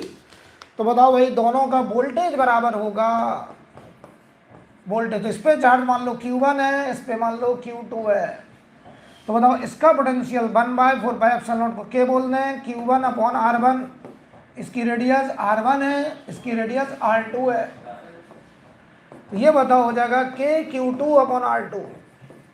तो यहाँ से जरा देखो पहले Q1 अपॉन Q2 की वैल्यू R1 अपॉन R2 आ रही है। अब हमें चाहिए सिग्मा वन होगा Q1 upon 4πr1 square, sigma 2 होगा Q2 अपॉन 4πr2 का स्क्वायर, तो सिग्मा 1 अपॉन सिग्मा 2 हो जाएगा Q1 upon Q2 R2 square upon R1 square. Q1 upon Q2 हो गया R2 बाई R1 और ये हो गया R2 square upon R1 square. तो यहाँ से आप जरा देखिए गौर से, ये R1 अपॉन R2 है बेटा, ठीक है। तो ये R1 से पावर गया, R2 से पावर गया, आंसर हुआ R2 बाई R1, आंसर आएगा R2 by R1, R2 by R1 answer होगा बेटा। ठीक है, आगे बढ़ें। अब देखिए 30 नंबर में हमसे कह रहे हैं an electromagnetic wave of wavelength lambda, that is the photon की बात हो रही है, is incident on A photo sensitive surface of negligible work function. बताइए वर्क फंक्शन टेंडिंग टू 0 कहा गया है। m is the mass of photoelectron emitted from the surface है, डी ब्रॉगली वेवलेंथ पूछा है। तो जरा खुद बताओ तुम हमको, यहाँ पर S C by lambda light का माइनस वर्क फंक्शन 0 बराबर के ई मैक्स, ये हमारे उस इलेक्ट्रॉन की काइनेटिक एनर्जी आ गई। तो के ई आ गई है S C by lambda, electron की है, ये ध्यान रखना, इलेक्ट्रॉन। अब हमें अगर इसका लेमडा डी ब्रॉगली चाहिए तो ये होगा एच अपॉन रूट के अंदर 2m के ई। तो लेमडा डी ब्रॉगली का square H square upon 2m और के ई की वैल्यू हुई एच सी बाई लेमडा, ऊपर चला गया, एच से ये एच गया तो एच लेमडा अपॉन 2mc, ये आया लेमडा डी ब्रॉगली का स्क्वायर। हमें लेमडा बराबर निकालना है तो lambda is equal to 2mc lambda de Broglie square upon H. देख लो भाई, 2mc upon H lambda de square, ये हमारा आएगा रिलेशन। देख लीजिए भाई, अच्छा सवाल है ये, बढ़िया सवाल, बढ़िया सवाल। फोटो इलेक्ट्रिक इफेक्ट को मैटर वेव से ज्वाइन किया इलेक्ट्रॉन के थ्रू, बढ़िया सवाल। आगे बढ़े, 31 नंबर देखिए भाई, हमसे कह रहे हैं ए spring is stretched by 5 centimetre by force of 10 Newton. बताओ, एफ बराबर के एक्स होता है, तो ये 10 न्यूटन है, के हमको निकालना है, और एक्स दिया है 5 सेंटीमीटर, तो ये 5/100 मीटर में लिखा मैंने। तो ये बताओ के की वैल्यू आ गई 200 न्यूटन पर मीटर, ये आ गया के। अब बताओ उसका ऑसिलेशन निकालना, टाइम पीरियड है, एसएचएम का सवाल है। तो टाइम पीरियड बताओ स्प्रिंग मास सिस्टम का, आपने पढ़ा होगा, एकदम स्टैंडर्ड केस है, टी बराबर 2/रूट के अंदर m/k, T equal to 2/रूट m/k। चलिए वैल्यू रखने जा रहा हूं मैं, टी बराबर 2/रूट के अंदर, m की वैल्यू, m कितना दिया 2 के कितना 200, तो 1/110 आएगा, आंसर आया 2π/10। तो ये 2 × 3.14/10, तो ये आया 6.28/10, आंसर होगा 0.628 सेकेंड, आंसर आएगा 0.628 सेकेंड, ये आंसर बेटा। बताओ ये सही है आप लोगों का? रिप्लाई करिए बच्चों।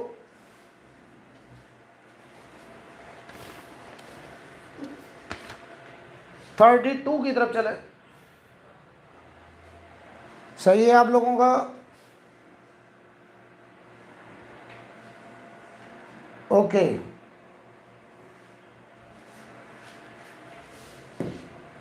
थर्टी 32 देखिए, ये भी बढ़िया सवाल, बढ़िया सवाल। बताइए भाई, हमको पूछा है एक इलेक्ट्रॉन है यहाँ पर, और वो इलेक्ट्रॉन मूव कर रहा है 10⁵ मीटर पर सेकंड से। तो सबसे पहले तो बताओ यहाँ पे जो मैग्नेटिक फील्ड होगा, राइट हैंड पाम रूल, यहाँ मैग्नेटिक फील्ड आउटवर्ड है और वेलोसिटी XY प्लेन में है, तो इनके भी 90 डिग्री एंगल, तो F बराबर QVV साइन थीटा, और theta 90, theta angle between velocity and magnetic field. और मैग्नेटिक फील्ड बताओ प्लेन के परपेंडिकुलर बाहर आ रहा है और वेलोसिटी x के लॉन्ग है।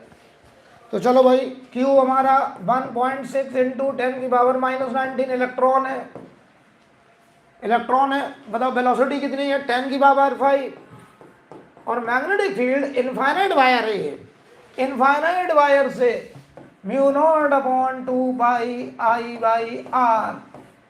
चलो वैल्यू रखते हैं, 1.6 10⁻⁻19 10⁵ μ0/4π होता 10⁻⁷, तो ये हो गया μ0/2π 2 × 10⁻⁷, और I की वैल्यू है 5 एम्पियर, R है 20 सेंटीमीटर, सेंटीमीटर को मीटर में कन्वर्ट करेंगे तो 1/5, 20 सेंटीमीटर को मीटर में कन्वर्ट किया, 1/5 मीटर लिखा है यहाँ देखिए, तो 5 ऊपर जाएगा। तो देखिए कैलकुलेशन, थोड़ा सा कैलकुलेशन, 5 ऊपर गया 10 हुआ, 10 1.16 हुआ, 16 इंटू, और ये 5 अलग है मल्टीप्लाई में, क्यों, इंटू 5 इंटू 10 की पावर देखिए जरा, यहाँ पे 10 की पावर -19 और ये -7 26, 10 की पावर -21, तो ये देखो 80 इंटू 10 की पावर -21, तो 8 इंटू 10 की पावर -20 न्यूटन सेकंड। बढ़िया सवाल, आसान सवाल, बढ़िया सवाल। 32। मैं तो पेपर से पूरा खुश हूँ भाई, मुझे बहुत बढ़िया पेपर लगा, ऐसा ही पेपर आना चाहिए। फिजिक्स का मतलब फिजिक्स होना चाहिए, एकदम हलवा नहीं होना चाहिए, जिसने पढ़ा है वही सिलेक्ट होना चाहिए। तो जिन लोगों ने, मैं साल भर कहता रहा कि पेपर लेवल का तैयारी करिए हमेशा, अगर ये लेवल आना है तो आपको यहाँ पढ़ना पड़ेगा, तब ये आसान लगता है, हमेशा मैंने कहा है। आप लोगों को कुछ लोग मिसगाइड कर देते इजी के चक्कर में, आप वो मत पढ़िए जो आपको अच्छा लग रहा है, आप वो पढ़िए जो आपको नहीं आता है, तब सिलेक्शन होगा, और वो कठिन भी लगेगा।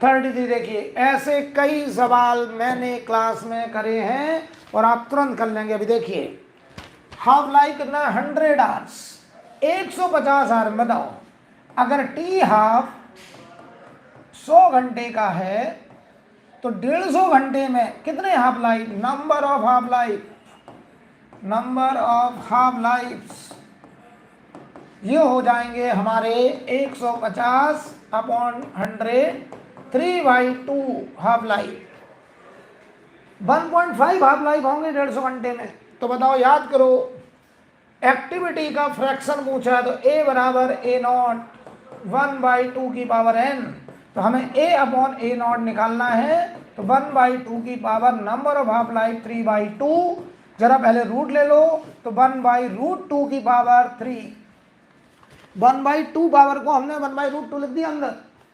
और ये बताओ बेटा 1/2√2, ये answer. Very good question, very good question, very good. ऐसी ट्रिक भी मैंने बताई थी आपको क्लास में। आगे बढ़ता हूं,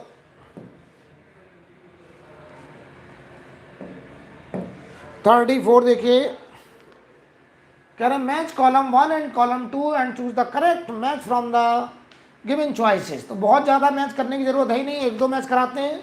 root mean square speed √3 RT/m, पहले का क्यू, तो पहले का क्यू बताइए, हमारा ए में है, और या तो ये आंसर ये डी आंसर। देखो इन दो में कोई है, ध्यान देना जरा। हम एक काम करते हैं, ए और डी में कोई है, राइट। हम लोग एक काम करते हैं, इसका देख लेते हैं। टोटल इंटरनर्जी 1 मोल ऑफ कौन सी गैस है, ये डाई एटॉमिक, डी का मैच कराते हैं। तो डाई 1 मोल की एनर्जी होती है F/2 RT, और डाई एटॉमिक है तो 5/2 RT। तो बताओ इसका आंसर R होगा। तो पहले का Q आखिरी का R, पहले का Q आखिरी का R A, बाकी मैच कराने की जरूरत ही नहीं है। बोलिए भाई,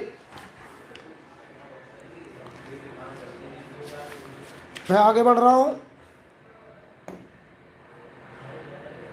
35 कह रहे if E and G represent denote energy and gravitational constant, then E/G has the dimension। देखो भाई, इसमें E का डायमेंशन अलग निकालो, G का अलग निकालो, रेशियो निकालो, एक तरीका ये, लेकिन इसमें कठिन पड़ेगा। दूसरा तरीका याद करो, ग्रेविटेशनल पोटेंशियल एनर्जी, भाई ये E एनर्जी है तो ये भी पोटेंशियल एनर्जी और E का डायमेंशन सेम होगा। तो ये रिलेशन है G(m1m2)/R। तो E/G का रिलेशन आ गया m1m2/R। तो ये हो गया बेटा m² और ये l⁻⁻1। आंसर आ चुका है m² l⁻⁻1, ये आंसर है। बोलो भाई, अब देखिए जरा आगे, अब आते हैं जरा 36 नंबर। हमसे कह रहे हैं from a circular ring of mass m and radius r an arc corresponding to a 90 degree sector is removed.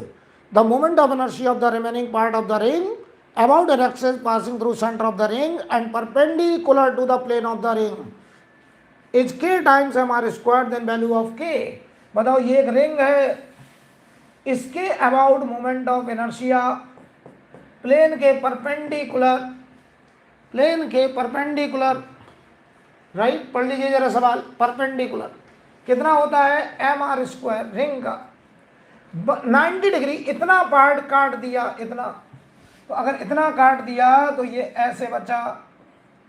बताओ भाई यहां पर हमने इतना पार्ट कट कर दिया है, 1/4 हमने कट करा है।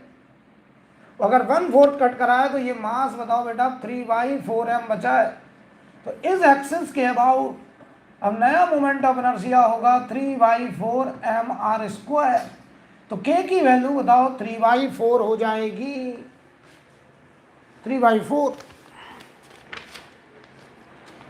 बोलिए भाई, आगे बढ़ा जाए। 37 नंबर, 37 नंबर पढ़ लीजिए जरा सवाल, पढ़ लीजिए सवाल, बढ़िया सवाल। कह रहे uniform conducting wire of length 12A and resistance R is bound up as a current carrying coil in shape of an equilateral triangle of side length A। बताओ 12A लेंथ का एक वायर है, समझ लीजिए पहले अच्छे से, बढ़िया सवाल है। 12A लेंथ का एक वायर है, ठीक। तो 12A लेंथ का जो वायर है उसको हमने equilateral triangle side length A में कन्वर्ट कर दिया। तो बताओ ये लेंथ पूरी 3A ही तो हुई, अभी 3A हुई, तो ऐसे नंबर ऑफ टर्न्स 4 होंगे, नंबर ऑफ टर्न्स इसमें 4 होंगे क्योंकि 12A है। तो बताइए नंबर ऑफ टर्न्स 4 है, तो मैग्नेटिक मूवमेंट m बराबर NIA, n हो गया 4, II एरिया। तो द इक्विलैटरल ट्रायंगल का एरिया √3/4a²। तो ये आएगा √3IA²। चेक करो √3IA², थर्ड में है, केवल थर्ड में। आंसर ऐसे ही समझ में आ रहा है, बहुत बढ़िया, बहुत बढ़िया सवाल। अब आप दूसरा भी निकाल लेते हैं, square of side length A। अगर एक स्क्वायर बनाया ए, तो ये देखो पेरीफेरी हुई 4A, टोटल हमारा 12A है। तो बताओ 4A, तो number of turns 3, number of turns हो गए हमारे 3। तो बताओ magnetic movement I into area into n, तो n 3 हो गया हमारा, I एरिया हो गया A²। तो बताइए भाई यहाँ 3IA², ये देखिए आंसर थर्ड एकदम सही। कितने लोगों का सही है ये जवाब दो बच्चों, कितने लोगों का सही आ रहा है, रिप्लाई करिए। कितने लोगों का ये सही आया, जवाब दीजिए।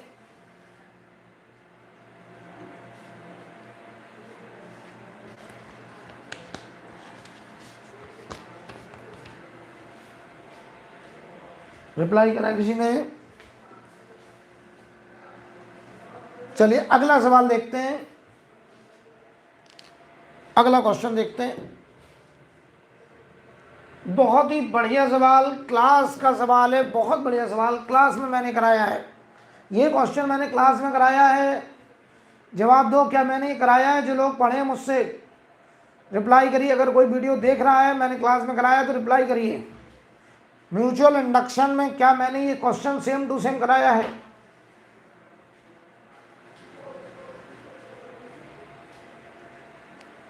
चलिए करते हैं, सवाल में कह रहे हैं हमसे 38 नंबर में, two conducting circular loop of radii r1 and r2 placed in the same plane with their center coinciding r1 greater than r2 है। देखिए आंसर आया है, यस लिखा है शुभम ने, सब हमने लिखा, बिल्कुल मैंने क्लास में कराया है।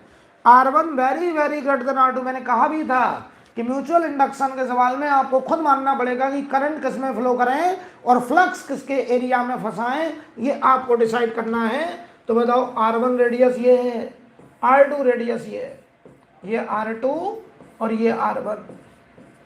तो बताओ हम करंट किस में मानेंगे? ये R1 है बड़ा वाला, हम बड़े वाले में करंट मानेंगे और छोटे वाले के एरिया के अंदर फ्लक्स फंसाएंगे। तो बताओ फाई म्यूचुअल को ही तो हम MI लिखते थे, जहां पर M हमारा म्यूचुअल इंडक्टेंस हुआ करता था। तो बताओ बेटा फाई म्यूचुअल की वैल्यू हो जाएगी V इंटू ए और ये MI। तो बताओ बाहर वाले की वजह से magnetic field mu naught upon 4 pi I by R1 beta 2 pi area pi R2 का स्क्वायर बराबर MI। I ने I को काट दिया, 2 पाई से ये गया, तो ये सब number constant mu naught by 2 pi R2 square upon R1 बराबर M।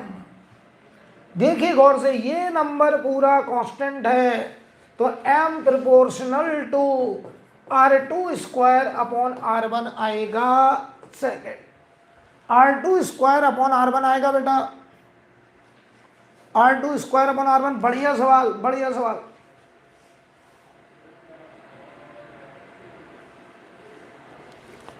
चलिए आगे बढ़ रहा हूं।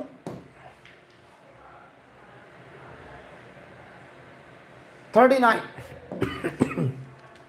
कह रहे a ball of mass 0.15 kg dropped from a height 10 meter, strike the ground and rebound to the same height। लो भाई सेम हाइट, तो अगर ये कितनी हाइट से आ रहा है? 10 मीटर से, तो यहाँ कितनी वेलोसिटी से टकराएगा? तो वो हो जाएगा रूट के अंदर 2gh। बोलो भाई, तो 2g10 h10, यह आ गया 10√2 मीटर पर सेकेंड। तो ये उठेगा उतनी ही वेलोसिटी से, क्योंकि वापस उतनी ही हाइट 10 मीटर जाना है। सोचिए मोमेंटम, इम्पल्स बराबर चेंज इन मोमेंटम पढ़ाया था। Momentum is vector quantity, P final minus P initial. तो वापस momentum mb j cap minus initial momentum mb minus j cap, तो आंसर होगा 2mb j कैप। ये आंसर है। तो चलो भाई अब आंसर निकाल दे रहे हैं 2mb के बराबर। तो 2 मास बोलो 0.15, वेलोसिटी बोलो 10√2। तो ये देखो 1.5 हुआ 3√2, तो ये हुआ 3 into 1.4, answer 4.2 kg metre per second. Answer आ गया 4.2। I think clear. Next question. बहुत ही बढ़िया पेपर, बहुत बैलेंस पेपर, बहुत अच्छा पेपर, मजा आ गया फिजिक्स देख करके। बताइए भाई, और यही लेवल है मेरे पढ़ाने का। अगर आप पढ़ें, यही लेवल है जो आया है। 40 number, step down transformer connected to an AC main supply और 220 volt is made to operate at 11 volt 44 watt lamp. तो ये आउटपुट है, बताइए आउटपुट वोल्टेज 11 वोल्ट है और आउटपुट पावर 44 वॉट है। तो क्या आउटपुट करंट निकाल लो, P2 बराबर I2V2। तो 44 11 वोल्टेज और ये I2 आ गया 4 एम्पियर। अब देखिए क्या पूछा हमसे, करंट इन द प्राइमरी। तो I1V1 बराबर I2V2। आइडियल ट्रांसफार्मर है, कोई लॉस नहीं है, इग्नोरिंग पावर लॉसेस। तो आइडियल ट्रांसफार्मर में पावर इनपुट बराबर पावर आउटपुट, ये पावर इनपुट और ये पावर आउटपुट। हमको प्राइमरी करंट I1 निकालना है, I2V2 ये पावर आउटपुट बताओ 44, ये P2 44 दिया है, अपॉन V1, सॉरी हमको I1 निकालना ना, I1 यस, हमको I1 निकालना। तो बताओ यहां से V1 की वैल्यू बताइए, V1 बताइए। दिया गया है हमको 220, देख लीजिए भाई V1 की वैल्यू, ठीक है। तो यार ये सवाल तो बहुत आसान हो गया, I1 निकालना था, करंट इन प्राइमरी सर्किट। तो काट दीजिएगा 2/10, आंसर आएगा 0.2 एम्पियर, आंसर 0.2 एम्पियर, ठीक है। तो बताइए स्टेप डाउन है, तो वोल्टेज को स्टेप डाउन किया, देखो 220 वोल्ट को 411 वोल्ट किया, लेकिन जो स्टेप डाउन ट्रांसफार्मर होते हैं वो वोल्टेज को स्टेप डाउन करते हैं, करंट को स्टेप अप करते हैं। आगे देखिए, क्लियर। क्वेश्चन नंबर 41 कह रहे हैं हमसे 27 drops of same size are charge at 220 volt each. बताइए भाई 27 ड्रॉप्स हैं, हर ड्रॉप पर 220 वोल्ट हमने चार्ज किया है।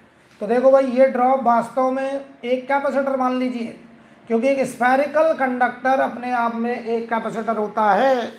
तो इसको हमने 220 वोल्ट से चार्ज किया, तो Q बराबर CV, C की वैल्यू 4/ε0 स्मॉल r, और वोल्टेज है इसका 220, राइट। ये एक पे चार्ज है। ऐसे ही हमने 27 ड्रॉप को कंबाइन किया, तो टोटल चार्ज, जब ये छोटी छोटी ड्रॉप्स मिलकर के एक बड़ा ड्रॉप बना रहे हैं, और ये 27 है, तो ये एक बड़ा ड्रॉप बन के आया जिसकी रेडियस कैपिटल R। तो चलिए भाई जो इस पर चार्ज होगा क्यूब हो जाएगा 27 टाइम्स ऑफ स्मॉल क्यू, क्योंकि चार्ज तो कंजर्व रहेगा। टोटल चार्ज ये हो गया भाई। अब देखो यही चार्ज बराबर, पहले इसकी रेडियस निकाल लेते हैं। तो वॉल्यूम कंजर्वेशन, ये देखो 4/3 pi small r cube into 27, ये एक का वॉल्यूम, ये 27, और ये बताओ 4/3 पाई कैपिटल R क्यूब, 4/3 पाई कटा कैपिटल R की वैल्यू 3 स्मॉल r आ गया। तो ये बताओ अब होगा C इंटू नया वोल्टेज B डैश, नया वोल्टेज पूछा है। तो 27 Q की वैल्यू हम ये रख रहे हैं, देखो 4/ε0 स्मॉल r इंटू 220, और C हो गया नया कैपेसिटेंस बड़े वाले का 4/ε0 कैपिटल R, और ये B डैश, तो 4/ε0 कट गया, ठीक है। अब देखो R की जगह है, तो ये देखो 27 स्मॉल r इंटू 220 बराबर, यहाँ पे बच रहा R जो कि 3 स्मॉल r हुई B डैश, R गया 9 हुआ, 9 इंटू 220 बराबर B डैश, तो 1980 वोल्ट हमारा आंसर, 1980 ये आंसर आ चुका है। बढ़िया सवाल, गुड क्वेश्चन, बल्कि वेरी गुड क्वेश्चन। ऐसे सवाल भी हमने क्लास में इलेक्ट्रो में कराए हैं। आप नोट्स खोलिए, आपको सवाल मिलेगा। आगे बढ़े, देखिए भाई क्वेश्चन नंबर 42। यार ये मैं नहीं कर रहा हूँ, आप लोग बड़े आराम से कर लिए होंगे। इनपुट यहाँ वैल्यू रख करके आउटपुट निकाल लिए होंगे, तो बहुत आसान होगा ये मेरे ख्याल से आपके लिए, ठीक है। 43 देखिए, 43 में कह रहे हैं हमसे particle of mass m is projected with velocity v बराबर के VE, के हमारा कोई कांस्टेंट है फ्रॉम द सरफेस, के लेस देन 1, एस के वेलोसिटी से कम वेलोसिटी है, राइट, मैक्सिमम हाइट। तो जरा सोचो, हमने अर्थ की सरफेस से, ये अर्थ की रेडियस, यहाँ से किसी बॉडी को ऊपर की तरफ v0 वेलोसिटी जो कि के VE है फेंका, तो ये कितनी हाइट तक जाके रुक जाएगा, ये मैक्सिमम हाइट हमें पूछी है। तो बताओ बेटा, ये हमारा इनिशियल फोटो है, अच्छा सवाल है, ये फाइनल फोटो है, ऐसा भी सवाल हमने करा है, एनर्जी कंजर्वेशन का क्वेश्चन है। तो यहाँ इनिशियल पोटेंशियल, इनिशियल काइनेटिक, एक काम करते हो उसको एक बार लिख दे रहा हूँ, initial potential, initial kinetic, potential final, kinetic final देखो 0 हुआ क्योंकि यहाँ रुक गया। तो यहाँ से देखो काइनेटिक इनिशियल की value u final minus u initial delta u, तो ये देखो हाफ m के v ना, के वी का होल स्क्वायर, ये वेलोसिटी।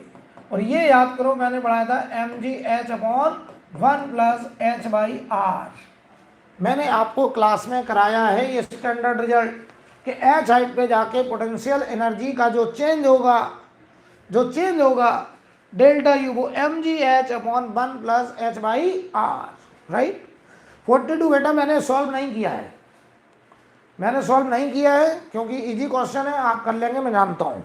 तो मैं वही सवाल करूँगा, लगभग सभी कर रहा हूँ, एक जो बिल्कुल आसान होंगे उन्हें छोड़ूंगा केवल। तो ध्यान दीजिए, आपके सामने ही सॉल्व कर रहा हूँ मैं। तो यहाँ देखो m से ये m गया। अच्छा, s की वेलोसिटी की वैल्यू ve की वैल्यू क्या होती थी रूट के अंदर 2gre, याद है। तो ये वैल्यू रखेंगे हम यहाँ पे हाफ के, थोड़ा कैलकुलेशन देखना बच्चों, ve स्क्वायर 2gre और ये हो जाएगा gh/1 प्लस h/re। हमको हाइट निकालना है। तो देखो 2 से 2 गया, g से ये g गया, यहाँ के आर ही बचा, मल्टीप्लाई कर दो, के आर, आर ही को आर लिख दो, के आर प्लस इधर देखो ये आर से आर कट गया, के एच बराबर एच। ध्यान से देखिए, यहाँ गलती हुई के स्क्वायर, ये देखो बेटा के स्क्वायर गलती हो जाएगी। फिर से देखिए तो के स्क्वायर आर और ये के स्क्वायर, ठीक है। तो इसको इधर ले जाओ, h कॉमन लो, 1 माइनस के स्क्वायर बराबर के स्क्वायर आर, हाइट आएगी के स्क्वायर आर अपॉन 1 माइनस के स्क्वायर आर अपॉन 1 माइनस के स्क्वायर। ये आंसर है, आंसर ये होगा।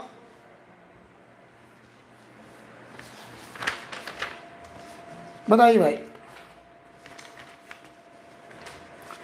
43 के बाद 44,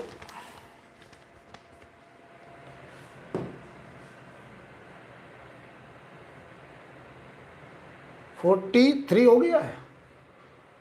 यस 44 देखिए भाई,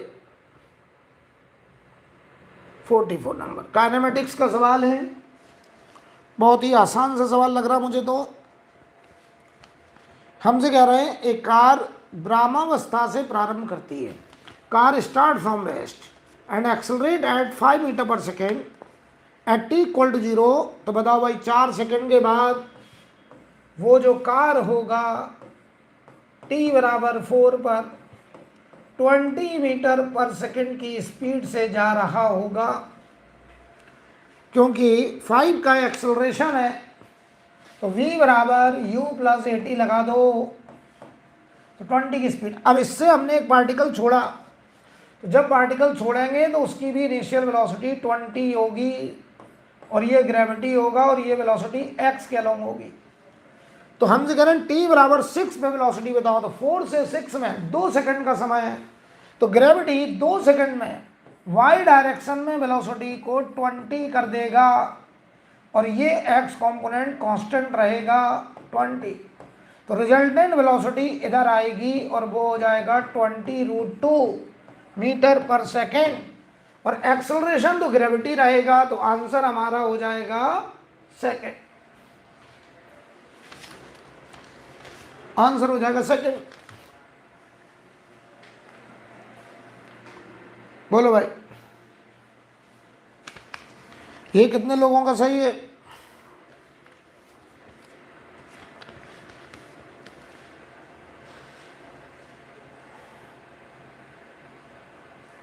राइट। अब देखिए जरा क्वेश्चन नंबर 45। इसमें थोड़ा कैलकुलेशन रहेगा मुझे लग रहा है। सवाल पढ़ते हैं पहले। A LCR series circuit containing 5 henry inductor, 80 microfarad capacitor, 40 ohm resistor is connected to 230 volt variable frequency. Okay, angular frequency of the source at which power transferred to the circuit is half the power at the resonant frequency। बताओ भाई, resonance में power क्या होता है? I R M S into B R M S, और cos phi one हो जाता है। किसी जनरल पोजीशन पे I R M S B R M S cos phi, तो ये बताओ पी डैश की वैल्यू पी बाई 2 कही गई है, तो कॉस फाई की वैल्यू हमारी 1/2 है, और कॉस फाई बताओ बेटा आर बाई जेड होता है। कॉस फाई हमारा आर बाई जेड होता है। बोली भाई, सिंपल हो गया। आर बाई जेड, ये 1/2, तो जेड बराबर हमारा 2r हो गया। देखिए कितना आसान सवाल हो गया, जेड बराबर 2r। अब थोड़ी कैलकुलेशन ध्यान देना, जेड की वैल्यू होती रूट के अंदर R square plus X L minus X C का स्क्वायर बराबर, ठीक है, और ये हमारा जेड होता है बेटा। ठीक है, ठीक है, तो जरा यहां से देखो, इसको स्क्वायर करते हैं, आर स्क्वायर बराबर प्लस एक्सएल माइनस एक्सी का स्क्वायर बराबर, ये हो गया देखो 2r का होल स्क्वायर। तो बताओ ये 3r का स्क्वायर, तो एक्सएल माइनस एक्सी का होल स्क्वायर बराबर हो गया 3r स्क्वायर। तो एक्सएल माइनस एक्सी बराबर √3r। एक बार एक्सएल माइनस एक्सी, तो ये प्लस माइनस आएगा, तो एक्सएल माइनस एक्सी बराबर √3r, और एक बार एक्सी माइनस एक्सएल बराबर √3r कर दीजिए। यहां से हमको 2 आंसर आएंगे ओमेगा के, 2 आंसर निकलेंगे ओमेगा के, एक एक्सएल माइनस एक्सी, समझ रहे हैं, या एक काम करो, एक ही रिलेशन ले लो, क्वाड्रेटिक बन जाएगी, अपने आप आंसर आ जाएगा। चलिए करते हैं, थोड़ा यहाँ जगह कम है। एक्सएल देखो ओमेगा एल, यही ओमेगा निकालना, 1/ओमेगा सी बराबर आर। क्या आर की वैल्यू दी गई है आपको? यस, कितना? 40, बल्कि एल और सी भी दिया गया है। तो ये देखो क्वाड्रेटिक बन रहा है। यहां से एक बार हम इसको थोड़ा सा लिख दें, ओमेगा एल, एल की वैल्यू कितनी है? 5 हेनरी इंटू 5 माइनस 1/ओमेगा सी की वैल्यू बताओ कितनी है? सी है हमारा 80 माइक्रोफेरेड, तो इसको फेरेड में कन्वर्ट करो, 80 इंटू 10⁻⁻6, ध्यान दीजिए, बराबर 40। तो ये देखो भाई 5 ओमेगा माइनस, ये बताओ 10⁻6 ऊपर जाएगा, 10⁻5 बचा, तो 10⁻5/8, और नीचे ओमेगा बराबर 40। 5 से मैं तो करूँ डिवाइड कर दो यार, तो ये ओमेगा माइनस 10 इंटू 10⁻4, 2 इंटू 10⁻4/8 बराबर 40, और नीचे ओमेगा। ध्यान देना कैलकुलेशन आसान हो रहा है धीरे धीरे।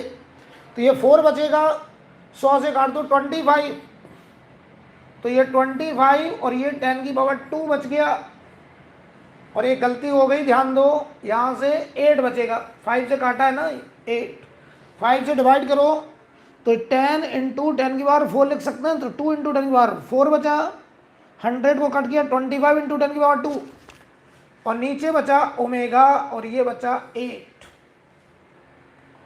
तो ये बताओ क्वाड्रेटिक बनेगा बेटा, थोड़ा कैलकुलेशन आएगा इसमें। ओमेगा स्क्वायर माइनस 8 ओमेगा और माइनस 25 100 बराबर 0।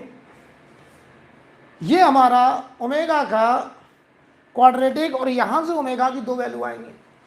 कह रहे 2500 का ऐसा फैक्टर करना है जिनका सब्ट्रैक्शन 8 आए। तो अब तुमको यहां पर थोड़ा सा अलर्ट रहना पड़ेगा। ऐसे रहिए, देखिए अलर्ट। अब हम यहां पर थोड़ी कैलकुलेशन पे हम लोग ध्यान देंगे।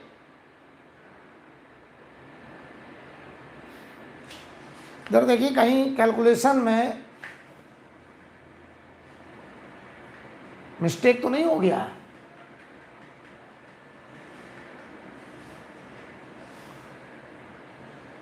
इसमें थोड़ा सा कैलकुलेशन अब आपको करना पड़ेगा।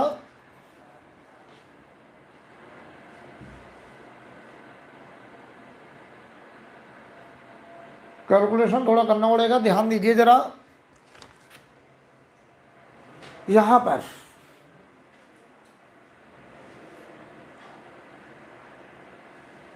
है ना, कुछ थोड़ी कैलकुलेशन में गलती तो हुई है, तो समझो जरा कहाँ मिस्टेक हो गया है। यहाँ पर एल हमारा कितना था 5 हेनरी और सी हमारा था 80 माइक्रोफेरेड, तो 80 इंटू 10⁻⁻6 लिखा मैंने। और ये हमारा एक्सएल माइनस एक्स, ओ हो √3r था ये बेटा, देखो ये √3r था, आप लोग बताए नहीं, ये √3r था, पूरा कैलकुलेशन गड़बड़ा गया। अब ध्यान दीजिए, यहां से हमें पकड़ना पड़ेगा।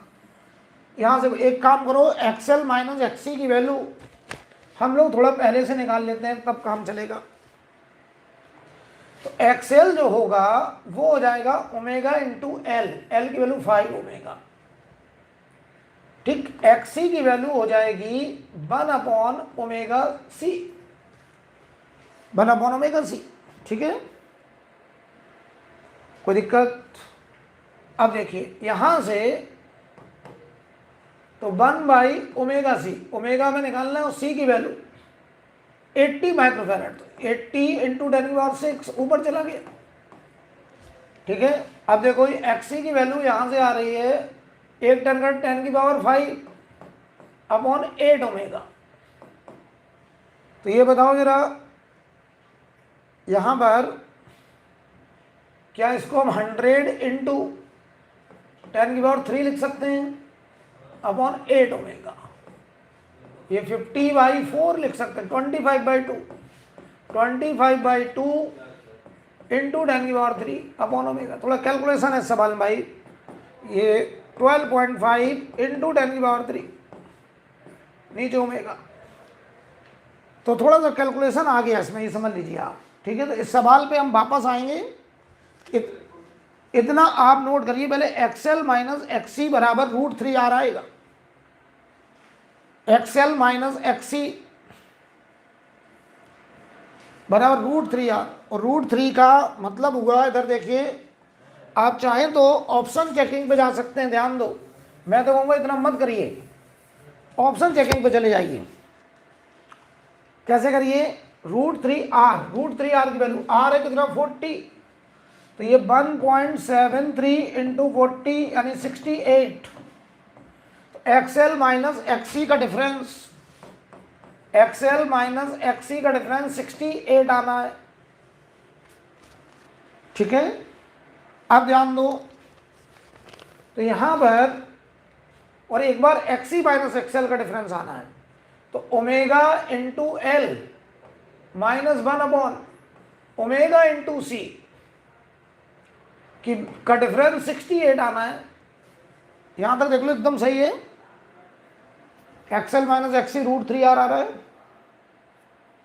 बिल्कुल सही है, okay.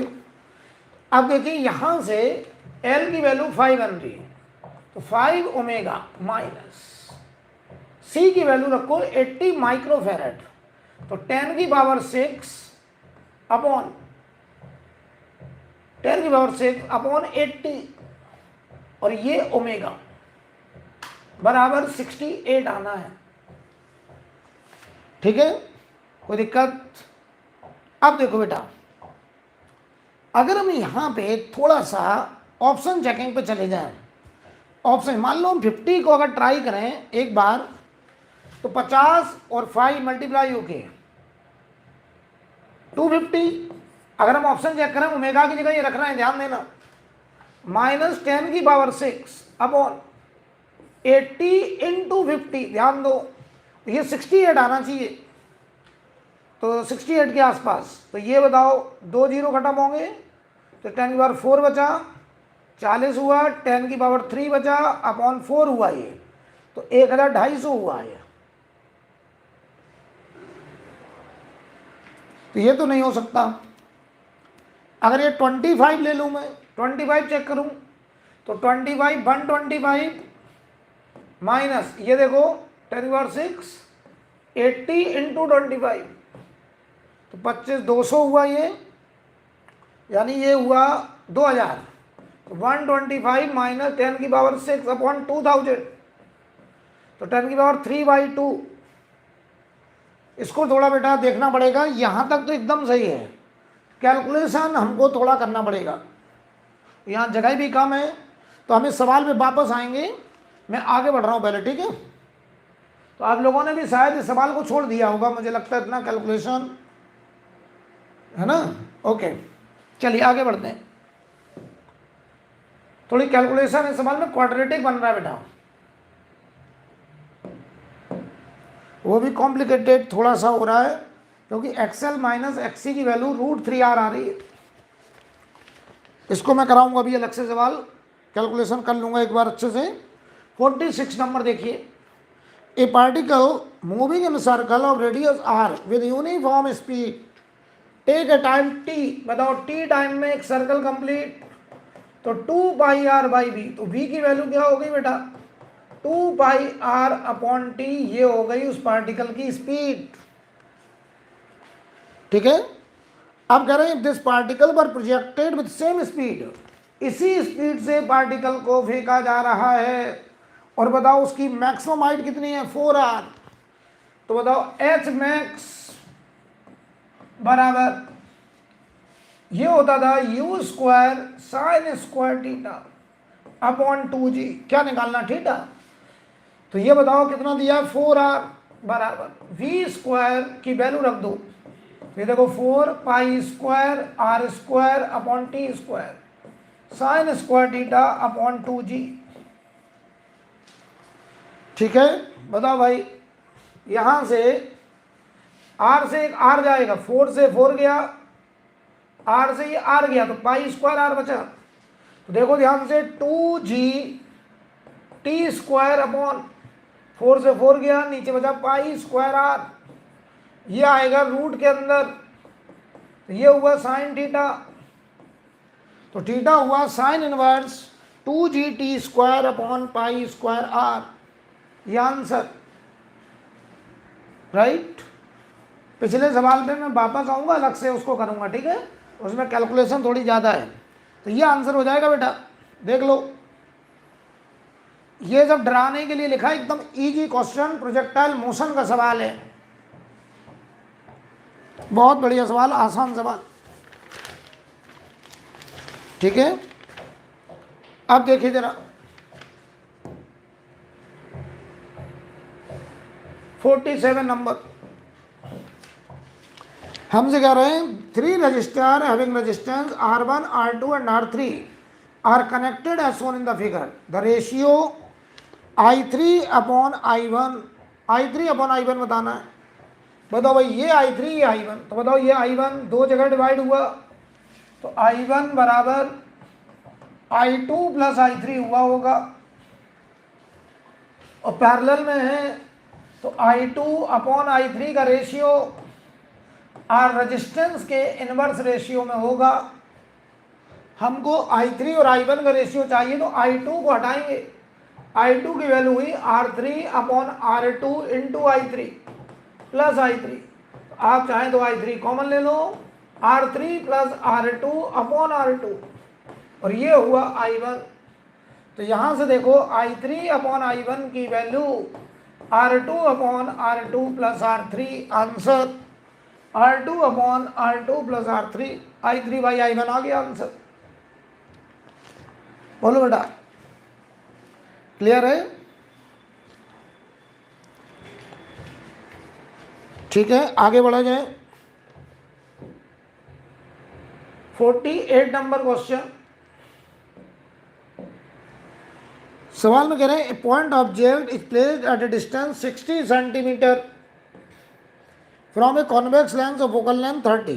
If a plane mirror were put perpendicular to the principal axis of the lens at a distance of 40 cm from it, final image would be formed at a distance. तो ध्यान दीजिए, पहले इससे रिफ्रैक्शन होगा, फिर इससे reflection और फिर लेंस से रिफ्रैक्शन, 3 इवेंट होंगे, 3, तब जाके बनेगी फाइनल इमेज।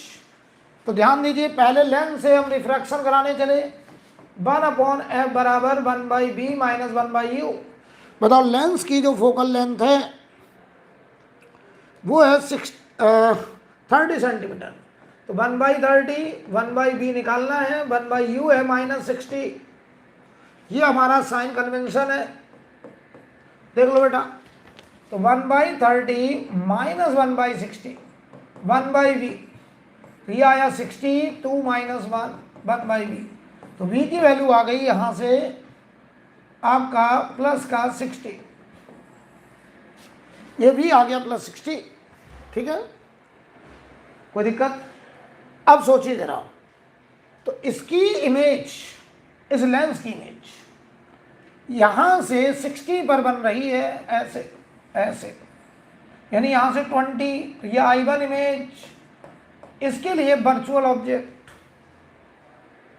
तो इसका रिफ्लेक्शन यहां हो जाएगा, यहां बनेगी I2 इमेज, और ये 20 सेंटीमीटर। तो ये I2 अब इस लेंस के लिए ऑब्जेक्ट होगा। तो अब सवाल देखो कितना बचा, सवाल एकदम पकड़ में आ गया, हटा दें इसको। तो देखिए भाई, अब सवाल एकदम क्लियर हो गया। अब इतना क्वेश्चन बचा कि एक लेंस है, तो मैं इसको हटा रहा हूं, देखिएगा। एक लेंस है और उस लेंस का फोकल लेंथ हमको पता है 30 सेंटीमीटर, और यहां एक ऑब्जेक्ट हो गया I2 जिसका नाम है, और वो यहां से 20 सेंटीमीटर पे है, और इसकी फोकल लेंथ है 30। तो अब लाइट रे ऐसे जाएगा, ये साइन कन्वेंशन। बढ़िया सवाल, बढ़िया सवाल। तो 1/f 1/b माइनस 1/u लगाएंगे, तो 1/f हुआ +30, 1/v हमको निकालना है, और 1/u हमारा हो गया -20। तो 1/v बराबर 1/30 माइनस 1/20, एलसीएम 60, और ये बताओ 2 - 3, तो v आ गया -60। -60 का मतलब यहां से साइन कन्वेंशन, ये राइट साइड 60 सेंटीमीटर। ठीक है, तो राइट साइड 60 सेंटीमीटर, बताओ भाई। तो यहां से 60, तो बताओ मिरर से कितना, 20, मिरर से कितना, 20। तो आंसर होगा 20 centimetre from the plane mirror. Answer कौन सा है, second, 20 centimetre from the plane mirror. बोलो भाई।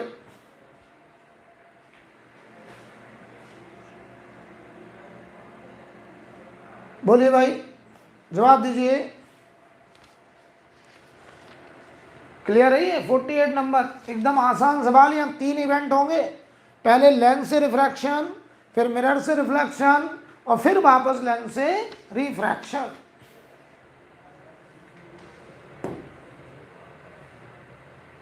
अब देखिए क्वेश्चन नंबर 49। हमारा सवाल है, सवाल पढ़ लीजिए। कह रहे हैं uniform rod of length 200 centimetre and mass 500 ग्राम, इसका मास है, तो वो 100 सेंटीमीटर पे होगा कहीं। Is balanced on A bench placed at 40 centimetre mark, ये 40 सेंटीमीटर मार्क है यहाँ पे, और ये 20 सेंटीमीटर मार्क पे है। Mass 2 kg is suspended from the rod at 20 centimetre and another unknown mass m is suspended at 160 centimeter. Okay, find the value of m, find the value of m such that rod is in equilibrium. तो rod को equilibrium में करना है, तो हमें m की value निकालनी। तो पहले एक बात बताओ, इसका जो मास है वो 100 सेंटीमीटर पे होगा, और ऐसे लग रहा होगा mg, और mg बताओ 500 ग्राम का मतलब आधा kg, तो हाफ g mg, ऐसे लग रहा होगा इसका रॉड का। अगर इक्विलिब्रियम में है तो बहुत आसान सवाल, टॉर्क का क्वेश्चन है। अगर इक्विलिब्रियम में है तो ट्रांसलेशनल इक्विलिब्रियम भी होगा, रोटेशनल। तो हम इसी सपोर्ट के अबाउट टॉर्क बैलेंस कर रहे हैं। ये दोनों घुमाएंगे क्लॉक, और ये घुमाएगा एंटी क्लॉक, और ये बैलेंस होना चाहिए। तो टाउ नेट 0 करने जा रहा हूं, रोटेशनल इक्विलिब्रियम, रोटेशनल इक्विलिब्रियम। तो बताओ इस पॉइंट के अबाउट अगर नेट टॉर्क 0 करें, तो आप हमको बताइए जरा, यहां पर इसका टॉर्क कितना होगा ये बताओ, कहाँ पे 40 पे ना, ये 160, तो इससे दूरी हुई 120। तो बताओ small M G into 120 plus ये देखो हाफ जी इंटू, बताओ ये 40 है, ये 160 दूरी हुई, बराबर ये टॉर्क इसका, और ये 40 है, ये 20 पे है, तो 2G इंटू 20, इससे दूरी 20 सेंटीमीटर हुई। तो बताओ पूरे से G कट रहा है, ये देखो 120 m, स्मॉल एम यही निकालना है, और ये 30 और ये हुआ 40, तो 120 m बराबर 10, m बराबर 1/12 kg, ये हमारा आंसर 1/12 kg आंसर। बोलो भाई।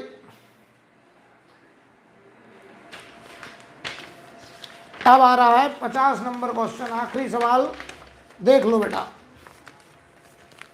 50 नंबर पे जा रहा हूं मैं। ये एकदम आसान सवाल, ऐसा क्वेश्चन मैंने क्लास में जब इक्विलिब्रियम पढ़ाया था, ये मैंने क्लास में कराया था क्वेश्चन जब टॉर्क पढ़ाया था इक्विलिब्रियम में। 49 नंबर देखिए, 50 नंबर, F बराबर क्यू बी क्रॉस बी। तो भाई बताइए, हम कह रहे हैं what will be the complete expression of B. एक काम करो, ये मैग्नेटिक फील्ड है, F की वैल्यू कितनी है Q1 है, ये वेलोसिटी है, तो ये मैग्नेटिक फील्ड हमें निकालना है। तो इसको आप एक काम करो, B1 B2 और ये B3 मान लो, ठीक है। तो भाई चलो पहले हम निकालते हैं Q, velocity cross magnetic field, यही फोर्स हो जाएगा। तो बताओ Q तो 1 है, इधर I cap J cap K cap, पहले वेलोसिटी के component 2 4 6, magnetic field component B1 B2 B3। तो बताओ यहां से जो आएगा ये फोर्स, और ये वेक्टर है 4I cap -20J cap plus 12K cap. अब देखो इसे ओपन करो, प्लस माइनस प्लस, तो प्लस I से जब खोलेंगे तो ये 0 4V3 -6V2, माइनस J से जब खोलेंगे तो ये 0 2V3 -6V1, ठीक है, और प्लस K से जब खोलेंगे तो ये खत्म 2V2 -4V1। अब देखो ये हमारा फोर्स आ रहा है, तो यहां से देखो रिलेशन, यहां से V1 V2 V3 हमें निकालने, तो ध्यान दीजिए रिलेशन आ जाएगा, तो 4 की जगह है, पहले इतना नोट हो गया, पहले ये बताइए फिर हम आगे बढ़े। 4 की जगह लगा 4V3 -6V2, तो आप एक रिलेशन बनाओ, 4 बराबर 4V3 -6V2, 2 बराबर 2V3 -3V2, फर्स्ट इक्वेशन। दूसरा रिलेशन -20 बराबर या 20 बराबर 2V3 -6V1, 10 बराबर V3 -3V1, ठीक है, ये दूसरा रिलेशन हो गया। और आखिरी रिलेशन आएगा 12 बराबर, ये देखो 12 बराबर 2V2 -4V1, 6 बराबर B2 -2V1, ठीक है। तो देखिए अब अगर हम यहां से B2 की वैल्यू यहां रख दें तो B3 B1 में रिलेशन आएगा, यहां रख देना।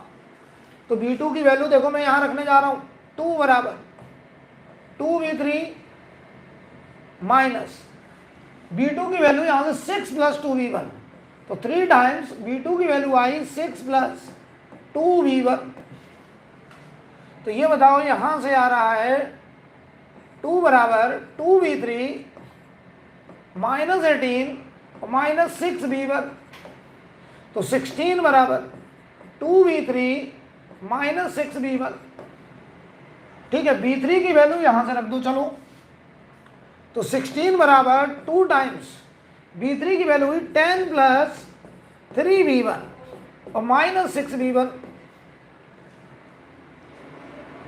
बोलिए भाई,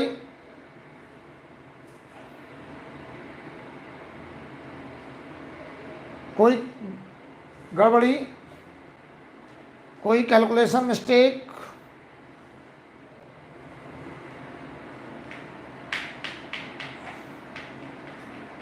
या फिर एक काम और कर सकते, इतना कैलकुलेशन मत करिए। देखिए, इस सवाल को हम चाहें तो दूसरे तरीके से करते हैं, जल्दी से कहो तो आप ऑप्शन चेक कर लो, वो ज़्यादा आसान है इस क्वेश्चन में। FM बराबर, सॉरी, हमको FM ये एक तरीका था। आप इसको, अगर मैं एग्जाम में होता तो मैं तो ऑप्शन चेक करता। देखिए कैसे, ये तो मैं प्रॉपर मेथड बता रहा था कि भाई अगर टीचर करेगा तो कैसे करेगा, लेकिन अगर ऑप्शन चेक करना है तो हमें ये फोर्स लाना। देखिए ये फोर्स लाना, फोर्स होता है क्यू V क्रॉस B। तो क्यू तो आ गया 1 दिया गया, वेलोसिटी का क्रॉस प्रोडक्ट करिए किसके साथ, मैग्नेटिक फील्ड के साथ, ये आना चाहिए। तो जल्दी से हम अगर B क्रॉस B करें, पहले ही ऑप्शन चेक करने जा रहा हूं, देखना I J K, I की जगह 2, वेलोसिटी 4 6, और पहला ऑप्शन चेक कर लो 8 8 और -6। देखना, तो I कैप के साथ ये -24 और -48, तो ये तो देखो बहुत बड़ा आ रहा है नंबर, माइनस का कुछ बहुत बड़ा नंबर, ये नहीं हो सकता, तो इसे रिजेक्ट कर दो, पहला ऑप्शन गलत। अब आइए जरा, अब आप दूसरे ऑप्शन पे आ जाओ, -8 -8 -8 -6। अब देखो इधर खत्म, तो -24 और +48, देखो तो ये भी 24 I कैप आ रहा है, ये भी नहीं हो सकता, जबकि 4 I कैप आना है, ये भी गलत। अब आइए जरा, ओहो, अब देखिए, अब हम करेंगे थर्ड ऑप्शन, 6 6 -8, ठीक है। तो I कैप के साथ ये 0 -32 और ये -36, ये भी बहुत बड़ा आ रहा है, ये भी गलत। ये जरा चेक करो, -6 -6 -8। अब देखो जरा, अब देखिए I कैप के साथ ये 0 -32 +36, देखिए 4 I कैप आ गया, 4 I कैप आ गया, 4 I कैप आ गया, आंसर लास्ट, ये आंसर है। अब देखना J कैप निकालें, तो -J कैप के साथ ये 0 -16 +36, तो देख लो 20 J कैप आ गया, बिल्कुल सही चल रहा है। प्लस K कैप के साथ ये 0 -12 +24, तो +12 K, बिल्कुल सही आंसर लास्ट। तो इसको वैसे मत करिएगा B1 B2 मान के, ये तरीका ज़्यादा अच्छा है और आसान है। अगर मैं होता तो मैं तो ऐसे ही करता, ऑप्शन चेक कर देता, सॉल्व ना करता वहाँ पे। ठीक है बच्चों, पेपर मुझे तो भाई बहुत अच्छा लगा, बहुत बढ़िया पेपर, और जो लोग साल भर पढ़े हैं उन्होंने ज़रूर करा होगा पेपर पूरा, और लेकिन पेपर अच्छा इसी लेवल का पेपर आना चाहिए। फिजिक्स की बात करें अगर, तो आपने एक खास बात नोटिस करी, वेक्टर का सवाल 2-3 है, लेकिन प्योर वेक्टर नहीं है कभी भी। मैग्नेटिक फोर्स में पूछ लेंगे, इलेक्ट्रो में पूछ लेंगे, ऐसी जगह पे वेक्टर का इस्तेमाल कराएंगे। जैसे इलेक्ट्रोमैग्नेटिक वेव का बढ़िया सवाल दिया, डॉट प्रोडक्ट का, यहाँ पे बढ़िया सवाल दिया। वेक्टर के क्वेश्चन आएंगे, लेकिन प्योर वेक्टर नहीं होंगे, वो मैग्नेटिक फील्ड में, इलेक्ट्रिक फील्ड में, वहाँ पे एप्लीकेशन होगा। तो आप अपने नंबर मिला लिए होंगे। बाकी मैं फिर से कहूँगा कि आप अपने जूनियर्स को हमेशा ये बात बोलिए कि फिजिक्स लेवल का पढ़ना है, हलवा नहीं पढ़ना है। हलवा से कुछ नहीं होगा। सिलेक्शन अगर करना है तो आपका क्वालिटी होनी चाहिए, कंटेंट क्वालिटी चाहिए। चलिए मिलते हैं फिर आगे।